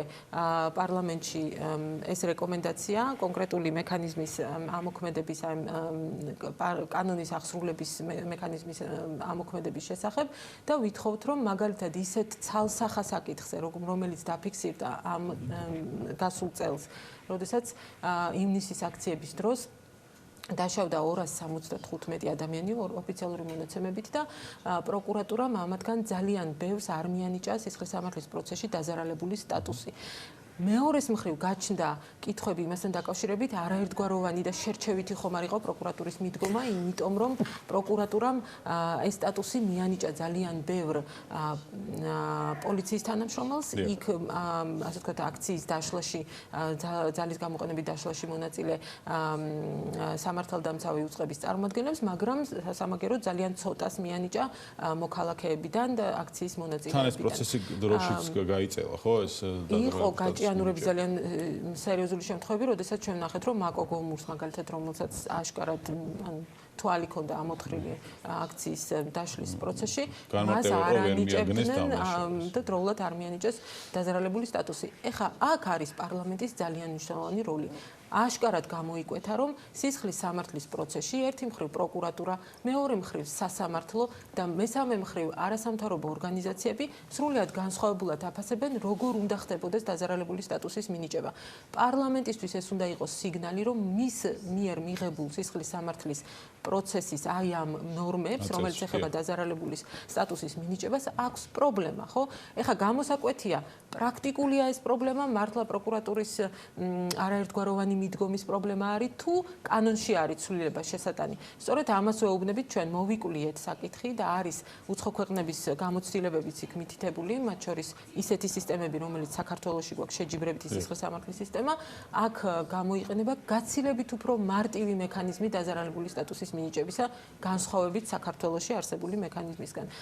და ამიტომ ძალიან მნიშვნელოვანია, რომ სწორედ პარლამენტი დაინტერესდეს ამ საკითხით და გამოიკვლიოს როგორც სასამართლოს პრაქტიკა, ისე პროკურატურის მიდგომები და ისე კანონის განმარტების საკითხი და დაადგინოს ხომ არ არის ცვლილება კანონში შესატანი, ან სხვა რა მექანიზმები არის მისაღები იმისთვის, რომ ეს არაერთგვაროვანი მიდგომა და კითხვის ნიშნები დაზარალებული სტატუსის მინიჭებასთან დაკავშირებით გასწორდეს. მაგალითად მოიხსნას, მე დარწმუნებული არაერთი რეკომენდაცია გიქნება თქვენ პარლამენტის მისამართზე ასევე გაგზავნილი გარდა ამ რეკომენდაციისა, იმედია რომ ეს რეკომენდაციები იქნება გათვალისწინებული, მით უმეტეს არასამთავრობოები, რომლებიც დემოკრატიის ინდექსი საქართველოს რომელიც აკვირდება ამ პროცესს, არის ყველაზე კარგი, ასე ვთქვათ, მაკონტროლებელი უკვე პარლამენტისა და მისი ფუნქციებისა და მისი ინსტრუმენტებისა, რამდენად ეფექტურად შეიძლება ის იყოს გამოყენებული. ეკატერინე ციმაკურიძე, დემოკრატიის ინდექსი საქართველოს ხელმძღვანელი იყო, საქმიანი დილის ამ ბლოკის სტუმარიც და მასპინძელიც და ჩვენ შემდეგ თემაზე უკვე რამდენიმე წუთში რეკლამის შემდეგ ვისაუბრებთ, მოწმდებიან თუ არა მგზავრები აეროპორტში კორონავირუსზე და რა განმარტებას აკეთებს სამოქალაქო ავიაციის სააგენტო, კერძო სექტორი და დაავადებათა კონტროლის ცენტრი. რა შედეგი იქნება კორონავირუს ტურისტების რაოდენობაზე და არსებობს თუ არა რისკები. რამდენიმე წუთში ჩვენი რეპორტიორი მარიამ ადამია გიორგი დოლიძეს ვაინდამ გრანდ თბილისის ბიზნესის განვითარების ხელმძღვანელს უმასპინძლებს დაგულოდეთ ამ ინდის პროგნოზის შემდეგ და რეკლამის შემდეგ რამდენიმე წუთში დაგიბრუნდებით.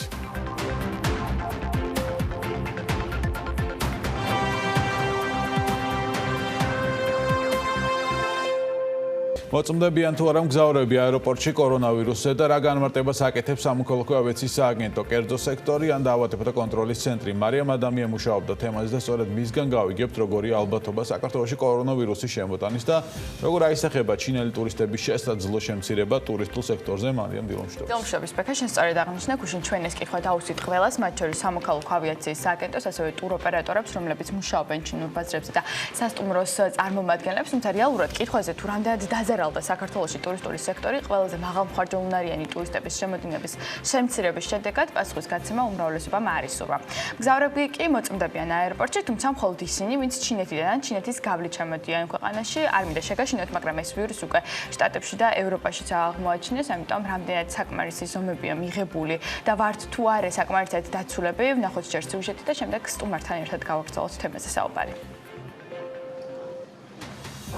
დღეს ჩინეთი ეპიდემიის, ხოლო მსოფლიო ახალი გამოწვევის წინაშე დგას. მილიონობით ადამიანი კარანტინის ზონაში ცხოვრობს, ათასობით კი მკურნალობის კურსს გადის. ვირუსი ადამიანიდან ადამიანს გადაეცემა და საინტერესოა ამ ვითარებაში რამდენად ვიცავთ საქართველოში საზღვარს და მოქალაქეებს, რას ამბობს კერძო და საჯარო სექტორის წარმომადგენლები და მოწმდება თუ არა ქვეყანაში შემომავალი ტურისტები. ამ კითხვებზე პასუხს ჩვენ ერთად მოვისმენთ. კორონავირუსით გარდაცვლილთა რიცხვი ყოველდღე იზრდება. მსოფლიო ჯანდაცვის ორგანიზაცია ჯერჯერობით დამაიმედებელ პროგნოზს ვერ აკეთებს. ეპიდემია კი უკვე გასცდა ჩინეთის საზღვრებს და დაინფიცირებულებს მკურნალობენ შტატებსა და ევროპის ქვეყნებში.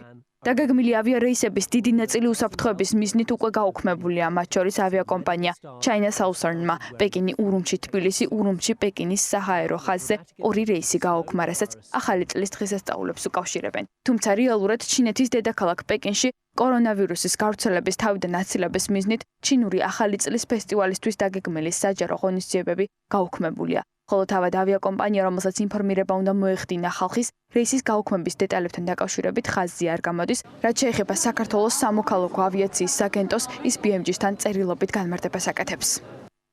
რეისი არ შესრულდა შაბათს 25 იანვარს და ორშაბათს 27 იანვარს. ავიაკომპანიის მიერ სამოქალაქო ავიაციის აგენტოსთვის მოწოდებული ინფორმაციის თანახმად აღნიშნული ფრენების გაუქმება უკავშირდება ჩინური ახალი წლის დღესასწაულებს.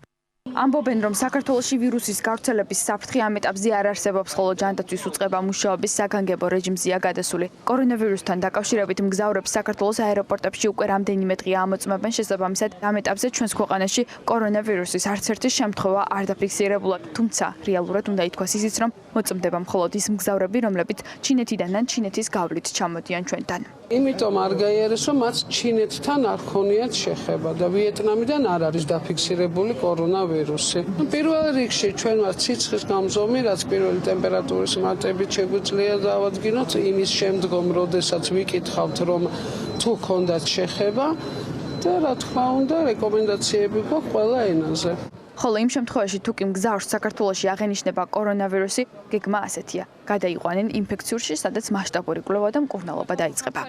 ტემპერატურა თუ არის 38 გრადუსი და მეტი, მაშინ ამ ადამიანზე იფსება შესაბამისი ფორმა, არის ფორმა ნომერი 9, რომელსაც აკეთებს შემოსავლების სამსახურის საბაჟოს ეპიდემიოლოგი და შემდეგ ასევე ამ ავანტყოფს გასაუბრებას უტარებს საგანგებო სიტუაციების ჩვენი გადაუდებელი სამედიცინო დახმარების ექიმი.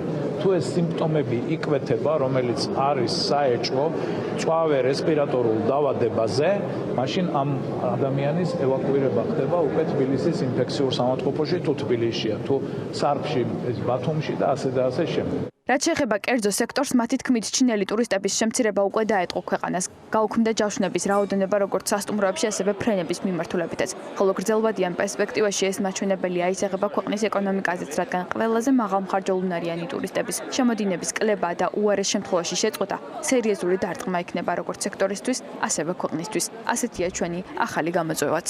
ჩინეთიდან ტურისტების შემოდინება ცალსახაა რო შეჩერდა და სავარაუდოდ რაც უფრო გაძლიერდება ვირუსი კიდევ უფრო შეჩერდება, ეს თავისთავად აისახება საქართველოს ტურიზმზე და ჩვენ პარტნიორებთან ერთად მივიღეთ უკვე ნაწილი ინფორმაცია, რომ ბევრ ტურისტულ კომპანიას გაუქმდა რამდენიმე რეისი და დაგეგმილი ტური ჩინეთის ბაზრიდან. ძალიან დასანანია იმ გამოწვევების ფონზე, რაც ჩვენ მივიღეთ 2019 წელს, კიდევ რო დაემატა ახლა ჩინელების შემოდინების შეჩერება ამ ვირუსის ფონზე. ბოლო მონაცემებით კორონავირუსით გარდაცვლილია 80 ადამიანი, 39 პაციენტი უკვე გამოჯამრთელებულია, ინფიცირებულთა რიცხვმა კი 1600-ს გადააჭარბა.